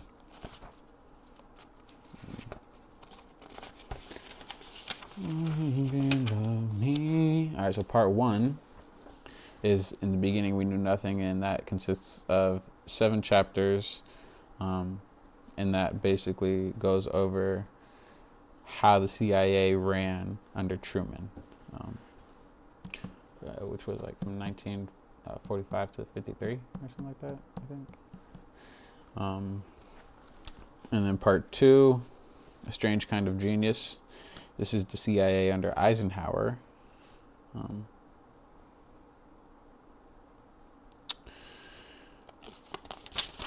There's part 3, CIA under Kennedy and Johnson. Part 4, the CIA under Nixon and Ford. Part 5 was the CIA under Carter, Reagan, and George H.W. Bush. And in part 6, it goes over the CIA under Clinton and George W. Bush. So, yeah, it goes over different projects and different things that were going on in the CIA under different leaders. The back it reads, with shocking revelations that made headlines in papers across the country, Pulitzer Prize winner Tim Weiner gets at the truth behind the CIA and uncovers here why nearly every CIA director has left the agency in worse shape than when he found it, and how these profound failures jeopardize our national security. And then one more book that I give to my sister that I don't know if I'll ever get back, Chaos by Tom O'Neill. Woof, banger. Chaos and the Secret History of MK Ultra, I'm pretty sure is what it's called. Banger. Goes over Charles Manson, the Manson murders, the Manson family, and how all that connects to the CIA as part of the MK Ultra, Project MK Ultra, and how they were trying to push a narrative that hippies and drug users and psychedelic drug users, LSD users were violent and shouldn't be listened to, or shouldn't be even shouldn't be part of society. Maybe it's part of what they were trying to say. Anyways, they were trying to push this narrative. The CIA was trying to push this narrative to continue the war, because the Vietnam War, because it was super unpopular, especially in the hippie community, and people were taking these drugs, and yeah.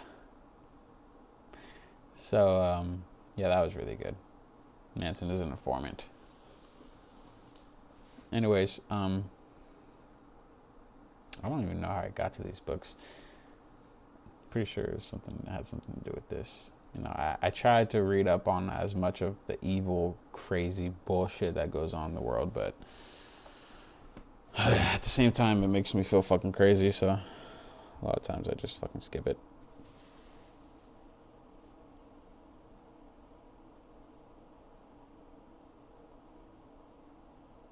That was a pretty cool scene. I don't remember that scene.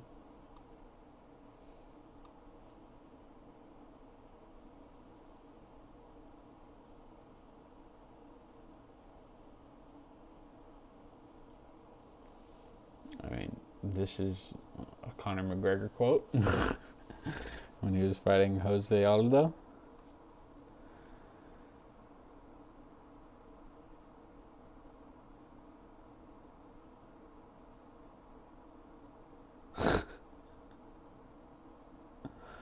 Rampage freak ass.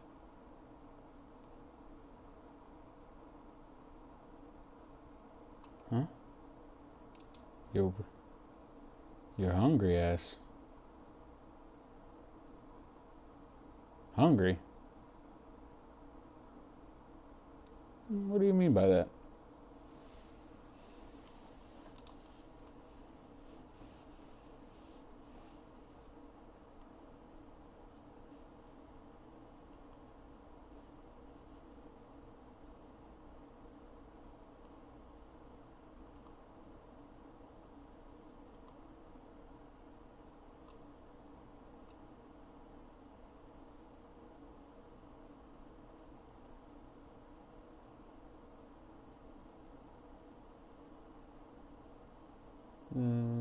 Okay.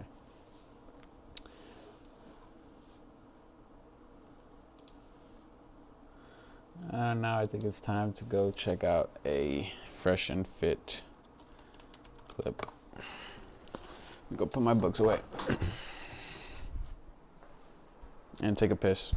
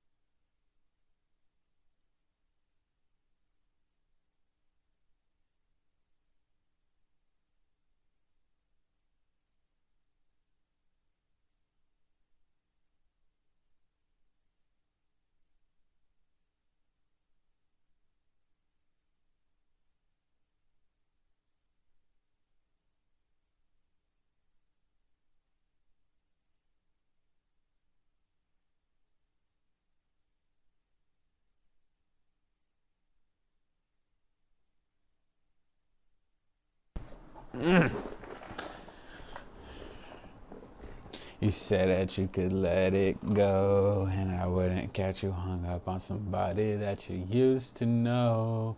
Didn't have to cut me off, make out like it never happened and that we were nothing. I don't even need your love, but you treat me like a stranger, and that feels so. No, you didn't have to stoop so low. Have your friends collect your records and then change your number. Guess that I don't need it though. Now you're just somebody that I used to know. Okay.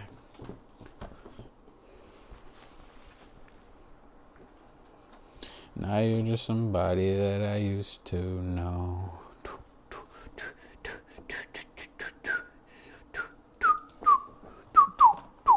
We're doing a short clip, man. I don't want to do a long clip.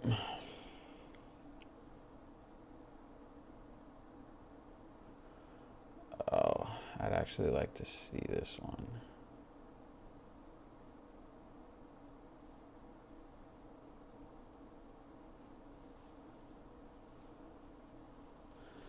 Yeah, actually, let me save that to a separate thing, because that is something that I should definitely take a look at. Oh my God, Gabe, you see the Fresh&Fit? You like Fresh&Fit? Suck my fucking dick. I'll listen to who I want. I'll watch who I want. Doesn't necessarily mean I fucking like them.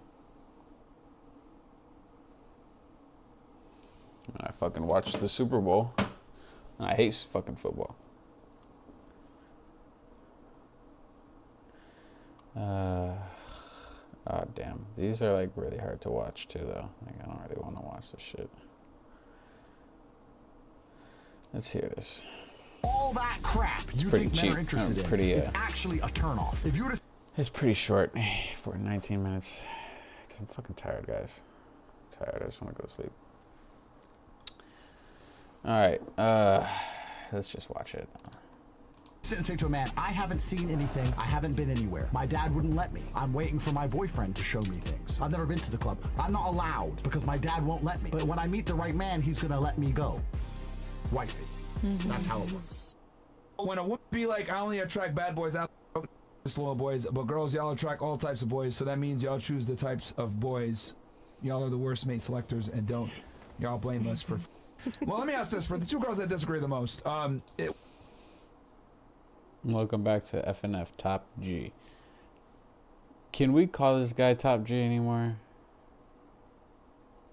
I mean, people are we still calling him that? I mean, for one, being another man,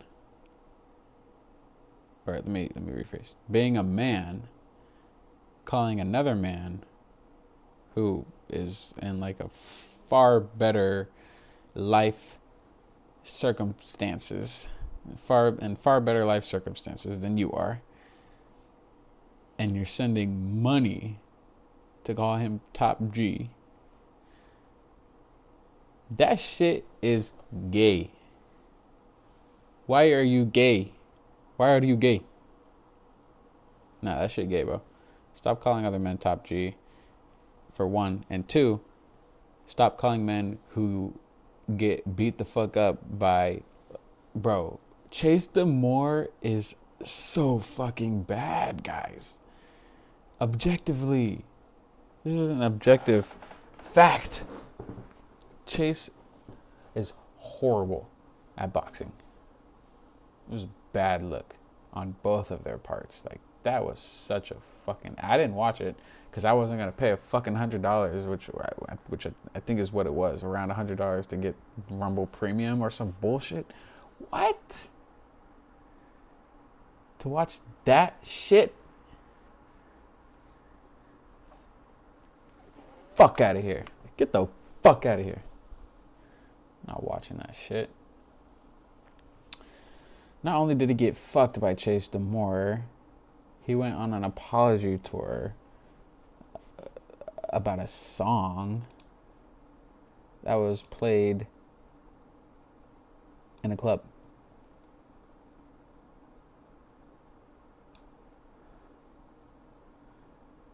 Brother, it was a song.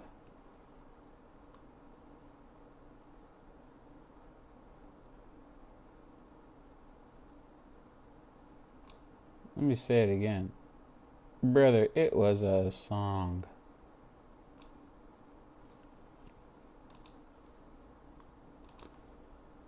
What type of guys do you get? We're sitting here calling a dude who went on an apology tour for playing a fucking song. And he didn't even play it. And he still went on the apology tour.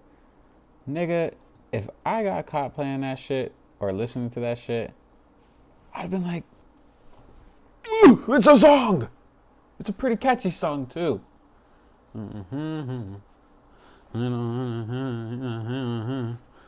I won't say the actual lyrics. I don't want to trigger anyone. Come on, bro. It's pretty catchy. Come on. It's Kanye. He's one of the greatest artists of all time, isn't he? Anyways. Guys, do you got? Yeah. Me? Yeah. Yeah.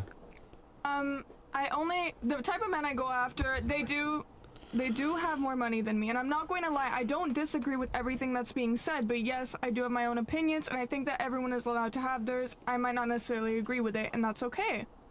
I do go after men who can provide for me, and I understand what I do. Duh. A lot of men might not agree with it, and I don't try to hide it. There's only been one person I've tried to hide it from, but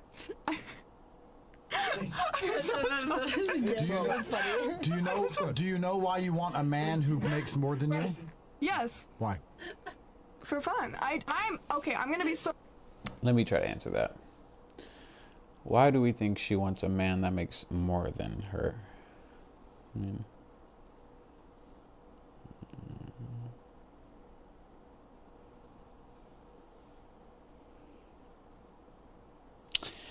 I would assume she want a man that makes more than her because biologically, women are more attracted to a superior partner who is better than her in almost every way, if not almost in every way. If it's not that, then subconsciously she's probably looking for someone to be able to take care of her and her family, her kids. Yeah, I guess that's how I would answer it. She said for fun. Honest with you, and you're gonna completely disagree, and I'm okay with that. I understand that. We're here, we're friends. It'll be a very respectful disagreement. Okay, wonderful. Oh, thank you. So I'm young, and I know that you're gonna be like, you need a lot more time to figure this out. I don't want kids, and I really am not planning on having a husband. I'm bisexual. I'm just trying to like live my life. You can choose that though, you know. I know, but I feel like. Would you want to date a? I am not interested in dating anyone right now, and I'm not necessarily interested in having sex with everyone in the world. That's not what I'm trying to say. If you're bisexual, your man can have more than one wife then. I guess that's nice. That's the one benefit. Problem solved. I mean, I just don't plan on having a husband. Okay, well, your man can have more than one wife, so that's that solved. Do you know why you are attracted to a man that has more money than you? Because as much as I can give myself own experiences in life, they can give me different ones, and I feel like I would like to hang around people that I would like to be like. So people who have money, people who are successful, people who have an actual life. You are evolutionarily designed to find a man who can provide for you when you are pregnant. That is why you want to be with a man who has more money than you, because when you have sex with him, your body knows you're supposed to be getting pregnant, and you don't want to be pregnant, unable to work, unable to move, with a man who cannot take care of you. That is why you are naturally attracted to men who can afford to take care of you if you don't work yourself. That is why. Do you think that, and also like on some level, are evaluating if someone's intelligent? Okay. Like, do they want to procreate? Absolutely. I think, Absolutely. I think, you know, there's a lot of reasons why we'll want to have children with a man. Of course, I'm not saying that we're not attracted to a man's mind. Oh, but because if they're signaling I mean, yeah, obviously they're that they attracted to have resources, I think that anything that naturally is superior would to them. mean that they're intelligent. Well, money is the only game Yeah. that everyone on the planet is playing. Please understand this. There is not a single person alive who does on any country in the world who isn't trying to make money and is being forced to spend money. This economic game we are all thrust into the second we are born. This is the game with every single person on earth as a player. So if you find somebody with a whole bunch of money, of course, they have to be a little bit smarter than the average guy. That's another reason why it's very attractive. It's the #1 score counter. Like, we can talk about IQ, Mensa, all this shit.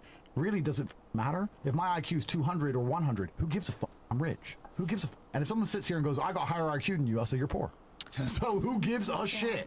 The scorecard is cash. And in the world of men, it's the biggest scorecard. We go up, we get up every day, early in the morning, we go out there into the world, and we try our very best to make money. You made a point earlier about your men. Our scorecard is cash.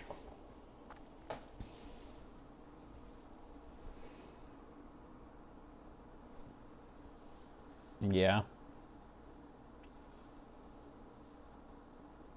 Practically speaking, or technically speaking, I guess, yeah.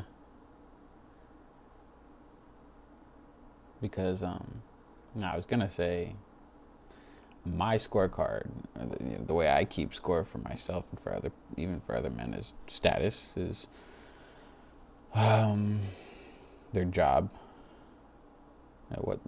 what's their occupation, what's their career, and their lifestyle, what kind of life they're living. If they're waking up every day and clocking into slave work for 8 hours and going home to a nagging wife with a fucking frozen mac and cheese dinner, and you get your hour of Netflix, a little bit of basketball, some college basketball. I mean, that sounds pretty fucking shitty, and I think I would look at a guy like that, and I would look at I would think very low score.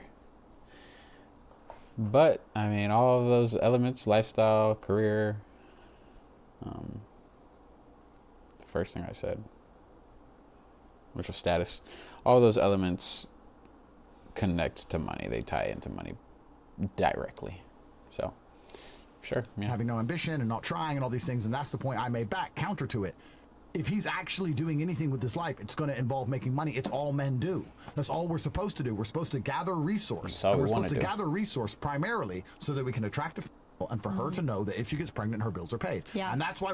That's it. Honestly, for most men, that is the key. Most men that want to gain all these resources and work as hard as they possibly can. Women would call it insecure. Women would call it addicted to work. But in reality, it's addicted to providing. It's addicted to being the rock, addicted to being that guy that all the family members, all friends, anyone can call if they have a problem. That's at least for me, and I can tell for Andrew and for a lot of successful men, that's the motivation. Money and having a bunch of sex and a bunch of cars in and of itself is not motivating enough for anybody. It's family, it's providing, and then all that extra stuff on the side, it's just a little cherry on top, you know what I'm saying? But our main goal is to provide. It's always to provide. Are naturally attracted to men who have enough money to do that. It's very natural. Or they'll lie and say ambition like she's doing right now. Well, let's do Always dress it up. Like I have a phrase. I say all gold diggers, some are just better at hiding the shovel. And what they'll do is they'll say some shit like, "Oh, I want a guy that's ambitious. I want a guy that's hardworking. I want a guy that's, he's responsible." All these terms are nebulous terms for the ability to earn currency. Yeah. Like some girls just aren't as overt about it. She's more overt about it. I want a guy to take care of me. So some girls are just more honest about it. Other girls aren't. Like she's saying ambition, but ambition amounts to the ability to earn money. Are we gold diggers if we make our own money and we still just want a man to meet our match? Yes, and that's what I mean when I say some are just better. What if we make more money than? And I'll explain why. All right, I'll explain why I think the answer to that question is yes. Women are always going to want a man. They won't always get or settle with a man that makes more or can provide for them alone. And, so the woman doesn't have to work anymore. They want that. That's what they want. They don't always get it, but that's what they want.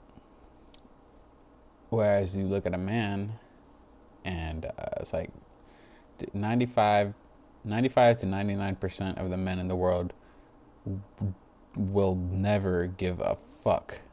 Don't give a shit about a woman's career, her education, or how much money she makes, because she's not paying my bills. We will never care about the career, about the education, about the money, because you don't pay our bills. You will never pay our bills. You might for a little while, you might for a few months, even a year or two. It never lasts. And if it does, that relationship is very unhealthy, super toxic, and both parties are typically very miserable in that kind of relationship. Where the woman's the bread maker and the man's just a little fucking pussy bitch. That's fine. But that is the reality. Like, we don't care about your money because you won't spend it on us. However, on the flip side, you care very much so about our money because we are responsible and expected to provide for you, for the woman. So, I mean, like, yeah, it kind of makes them gold diggers. It does, you know, and they can, you know, a woman could also be attracted to a man's brains, to a man's looks, to a man's personality, to, you know, the way he makes her laugh, to blah, blah, blah, the way he's super confident, the way he talks. But at the end of the day, if that guy can't provide for her long term, then that is not going to happen long term. That relationship won't happen. And if it does happen, it won't last. If it does last, it's got to be a shitty fucking relationship. So I think that's why Myron says yes. Even if you are, as a woman, making as much money as a man, or expecting a man to make as much money, at least as much money as you or more, a man can't make any less, then yeah, I mean, yeah, kind of them, but they're still considers you able a to gold provide digger. for This is what I'm saying when I say some girls are just better at hiding the shovel. That's precisely what I mean. That's a part of hiding the shovel, saying, well, I make my own money, but you still care about how much money he makes. I think because why would I date a man who makes $3 And that is precisely the difference between men and women. That is precisely the difference between men and women. We don't give a damn how much money you guys make. We will always be there to provide. We want to provide. So when you hear guys talking about how, you know, the kind of girls they want don't always fit the description of like a super high IQ and ambitious and like the super high status woman,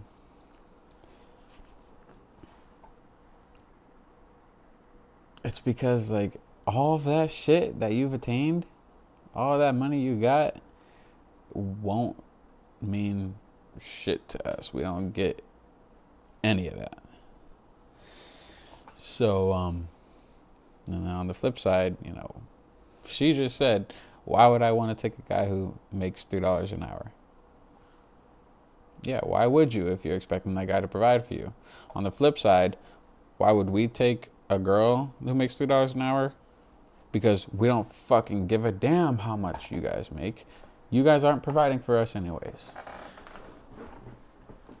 He's not going to ask you how much money you make. He doesn't go. Don't care. He's just going to get with you. Yep. On the other hand, have a very strong vested interest in how much money they make. I think. Okay, I respect your opinion. It's not opinion, it's fact. When I start dating somebody, I don't care How is an opinion when she literally just said that she wants a man that makes more than her? She won't get with a man that makes $3 an hour. How?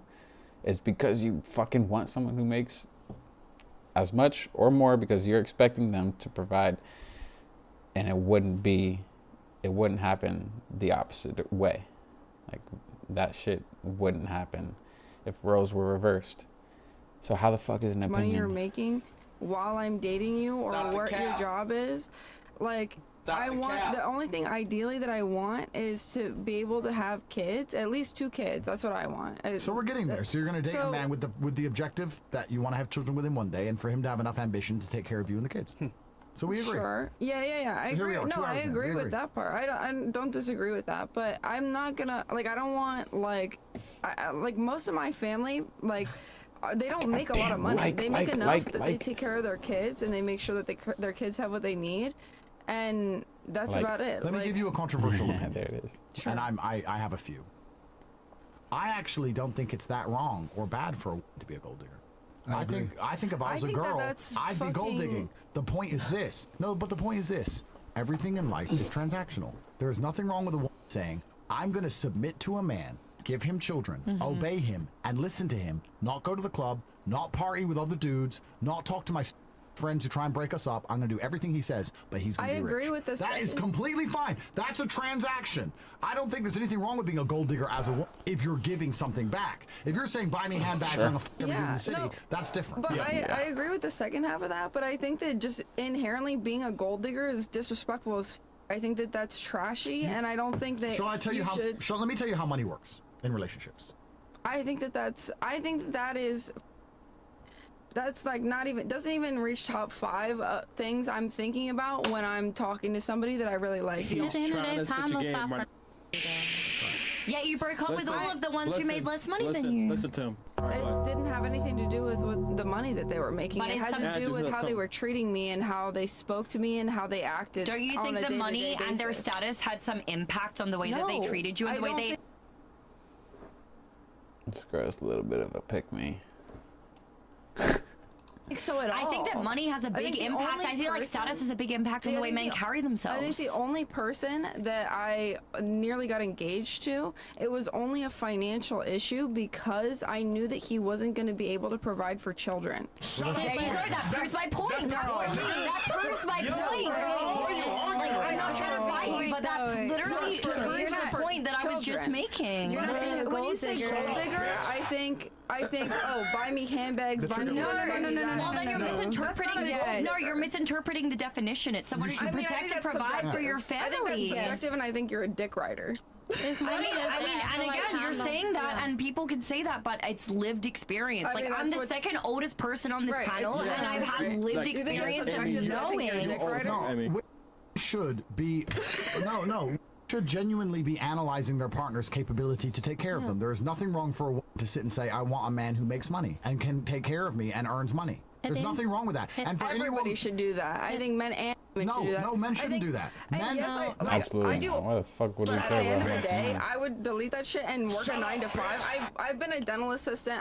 I worked at tattoo shops. I've done all kinds of random shit. Why would I make more money doing what I'm doing now? And why would a man? Because you have to optimize, right? You can't have everything. You have to choose what's most important to you. Why would a man optimize for a woman's financial status? I've never had somebody Instead of optimizing for a woman's loyalty or a woman's chastity or a woman's submissiveness. She didn't understand the There's question. so You many gotta ask it again. yeah. No, hold on. I need your pay because he actually asked you a very good question. Can you say it one more time so she can listen? Sure.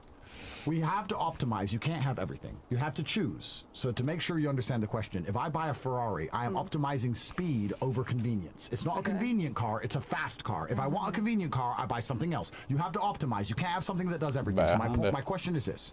Why would a man optimize for a woman's income as opposed to optimizing for her submissiveness? That's not what I'm saying at all. Oh, no, it is, because you're saying a man... I'm saying I'd delete that shit immediately if I found somebody that no was one's talking actually about you. willing to Please lock listen. in. Please listen to what I'm saying. The point I'm making you can't generalize like a whole demographic of people. Why It's would insane. please listen? I'm not against you. I'm not against you. This is not a fight.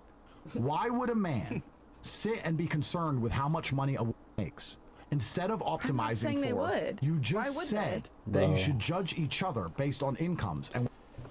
This show is like really hard to listen to because of just the talking over and like the samples they get of the ladies is like fucking awful.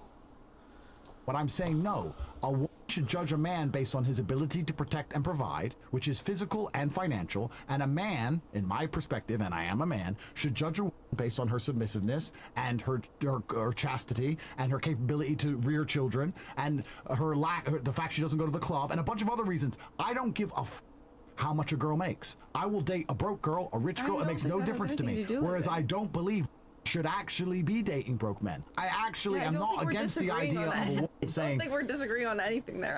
I don't think that has anything to do with it at all. I don't think men should date based on how much. At the end of the day, like, You I'm said not yeah, fighting for nobody else, so it's like, I'm just saying I do. Like the reason that I do currently because I've had different jobs is only because I'm making more money now and I haven't found anybody to lock in. Okay, with. so let me ask the question another way. Let me try again. Andrew. Peace. Woosah. Let me try. Woosah. Do you think you making more money makes you more attractive to a man? No, I don't. Okay, so you agree that men don't give a shit how much money you make? Survive. I never asked why you're doing it. Do you agree that men don't give a shit how much money you make? Yes. Okay, so when earlier I said we should judge a man on the amount of money he makes, and you said we should judge each other on the amount of money both make. No. You were lying. No. I'm not saying we should judge each other based on how much we both make. I'm just saying I don't I'm not looking at somebody and saying, oh, I wonder how much this guy makes. Even if he's working like a 9-to-5 Why job. do we like tall men? I don't know. They can protect them. I They guess think they have a big tank, but it's a sure. lie, of I mean, I don't necessarily like I said, visually, I look at people like that's probably the most judgmental that I am. Do you agree that men and women look for different things? Men look for certain things in a man, and men look for. Okay, so this is my point. Men look for the ability of a man to protect and provide, which includes financial. Men look for naivety because it's attractive, and lack of experiences in the world, and submissiveness, and loyalty. I'm telling you what men look for. I'm telling you, we look for completely different things. So when I say there's nothing wrong with a woman wanting her man to have money, and you say, well, a man should want his woman to have money. He doesn't give a fuck. I feel like a lot of men don't like that though. Like being naive. A lot of men don't like.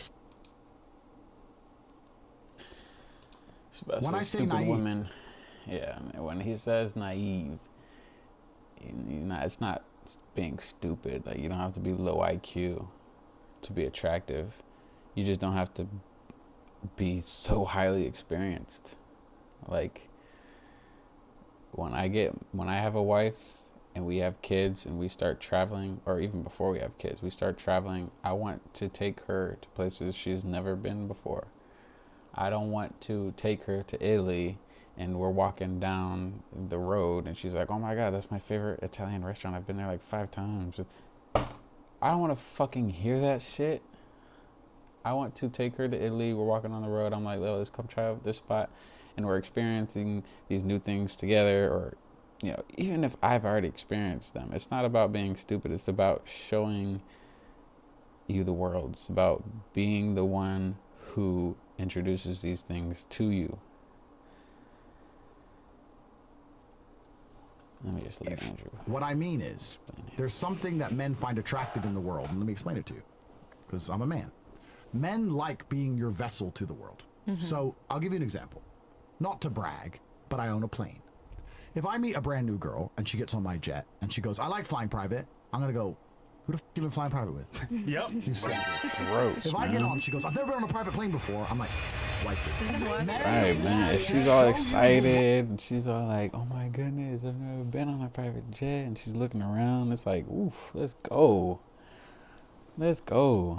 We don't want you to have already seen it, because if we know you've already seen it, guess what we know? A man showed you, and we don't like it. Let me give you a very simple example, and don't understand this because we do this all the time.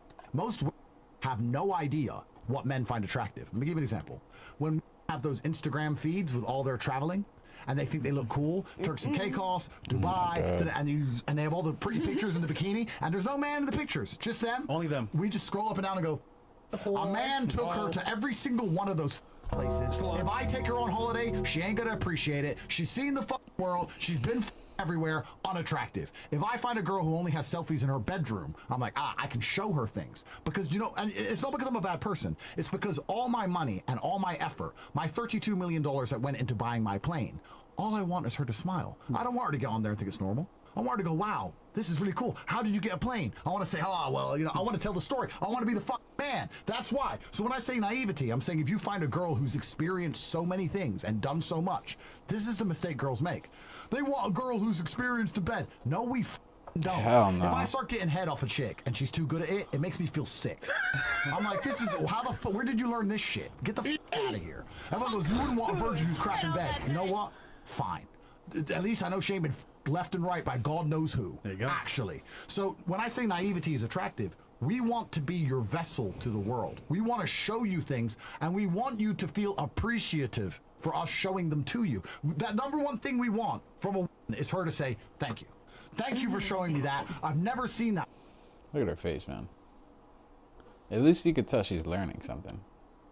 But she's also like, damn, I'm that girl with all those Instagram photos. Before. Wow.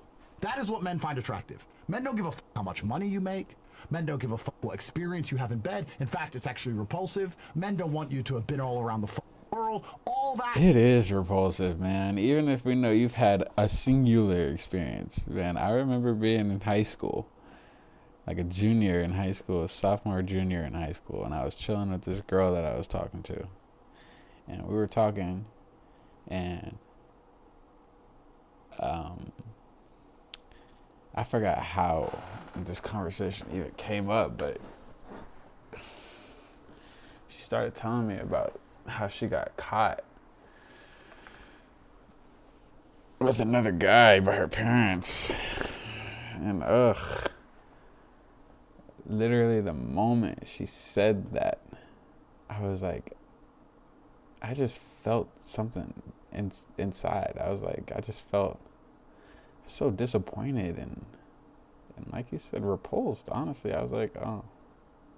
And I know she could tell because I must have made some kind of face or some kind of sound, because she was like, oh, well, you asked me. You were asking. And I was like, yeah, damn, you're right. I was asking. But shit, I didn't want to know that. That's very true. Crap you think men are interested in is actually a turn off. Should have told me, no, I'm a virgin. If you were to sit and say to a man, I haven't seen anything, I haven't been anywhere, my dad wouldn't let me, I'm waiting for my boyfriend to show me things. I've never been on a private plane, I've never been in a Lamborghini, I've never been to the club, I don't know. I'm not allowed because my dad won't let me. But when I meet the right man, he's gonna let me go. Wifey. That's how it works. I'm not your enemy, by the way. I know you think I'm your enemy. I'm not your enemy. I'm just. I really don't. Okay, I don't. good. I think you think that I disagree with you a lot on more than. You disagree with me, and then you agree with me, but it's fine. We'll get there. For the two girls here, let me ask you guys something, just so it makes more sense for girls. Like, if I told you guys you had a runway show in a month, what would you guys do to prepare? Yeah, you too. If I told you you have a runway show, your life depends on it, $1 million contract, it's going to be competitive, you have a good chance of winning, what would you do to prepare? Shower. Okay. And shave. And you got a month in advance. What would you start doing? I do everything on my own, so I do everything on my own. But I'm saying, like, what would you do? Would you? Okay, the only thing I would go out of my own vicinity to do is go get a tan. Okay. What about you? What would you do to prepare for this runway show? I would probably text my friends that do that and ask them what the f do I do, and then I would practice. Fair. You know? So you would do what you need to do to win. Sure. Right? Okay. What if I told you, I need you to start eating donuts every single day and get fat? What would you say to that advice? I don't like donuts, so no.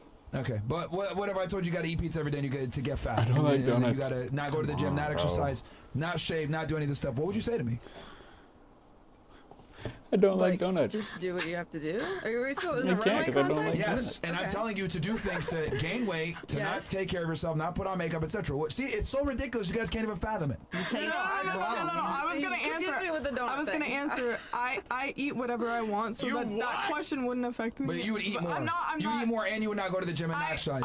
I can eat more. Okay, you know, I don't want to answer that question. I'm so sorry. Okay, and I tell you to do drugs, and I tell you to not sleep, and I tell you not to do Not that. No. That's things that going would into hurt a your whole ability to be as different pretty as possible at the runway day. Right? Would you take any of that advice? Oh no. Okay. I would do what I want to do because I am my own person. Yeah, but if you have the runway show, you're gonna do everything you can to win, right? You're not gonna do anything counterproductive to that if there's like $1 million on the line. Yeah, but I feel like at the end of the So day, why the at the end of the day, winning doesn't matter in that context. It just matters being trying the to other. right now. And take away. Yeah, you. Fucking hell. Ladies, it's very simple. Just If answer I the tell you, here's the question. goal, why the f would you do things to destroy it? You just said a second ago, I want a guy that could provide for me. I want a guy that does better than me. You do realize that by you being on, it's like doing drugs before the runway show. You're doing something completely counterproductive to your goal. And this is why you guys are so, because you guys don't understand what it takes to get to where you got to go. If I make it simple, runway show, this is what you need to do. Oh shit, yeah, I'll do that, cool. But then I'm like, all right, you want to get a guy? Don't do these behaviors. I'm going to do these behaviors anyway because I want to. Because it's not that important. Be difficult. But My it really goal is. wasn't to get a man. With relationships, I think it's way more situational than like, oh, you're Where's the doing Taliban a when you need him, job bro? and Where's the Taliban when you need him? The Taliban. This shit is crazy. And again, a lot of them are. Okay, we're gonna do the last segment here. We're gonna do Last Casa segment? Club. Okay. And then you know what we can do last segment? Just have the girls ask their questions to Andrew. But also any more chats, Bills? And then we'll close out. Yeah. I think that's it. Cool. All This show's a tough watch, man. I mean, obviously the panels are always these two girls. Sometimes they have some pretty smart girls, or at least girls who aren't completely insufferable. But most of the time, the entire panel is just fucking horrible, just awful. This guy adds nothing to the show. This guy, I mean, honestly, both him and him, both of these guys, they just take from the show. They subtract from the show. Myron is the least articulate in a way that, you know, what he says makes sense. And obviously, he could work on his delivery, but at least what he's saying makes sense. These guys just say bullshit. This show is it's a tough watch. It's a tough watch. Not gonna lie. But alright, y'all. That was everything. That was it. If anyone stopped in at all, thank you. If not, fuck you. But alright, y'all. Deuces.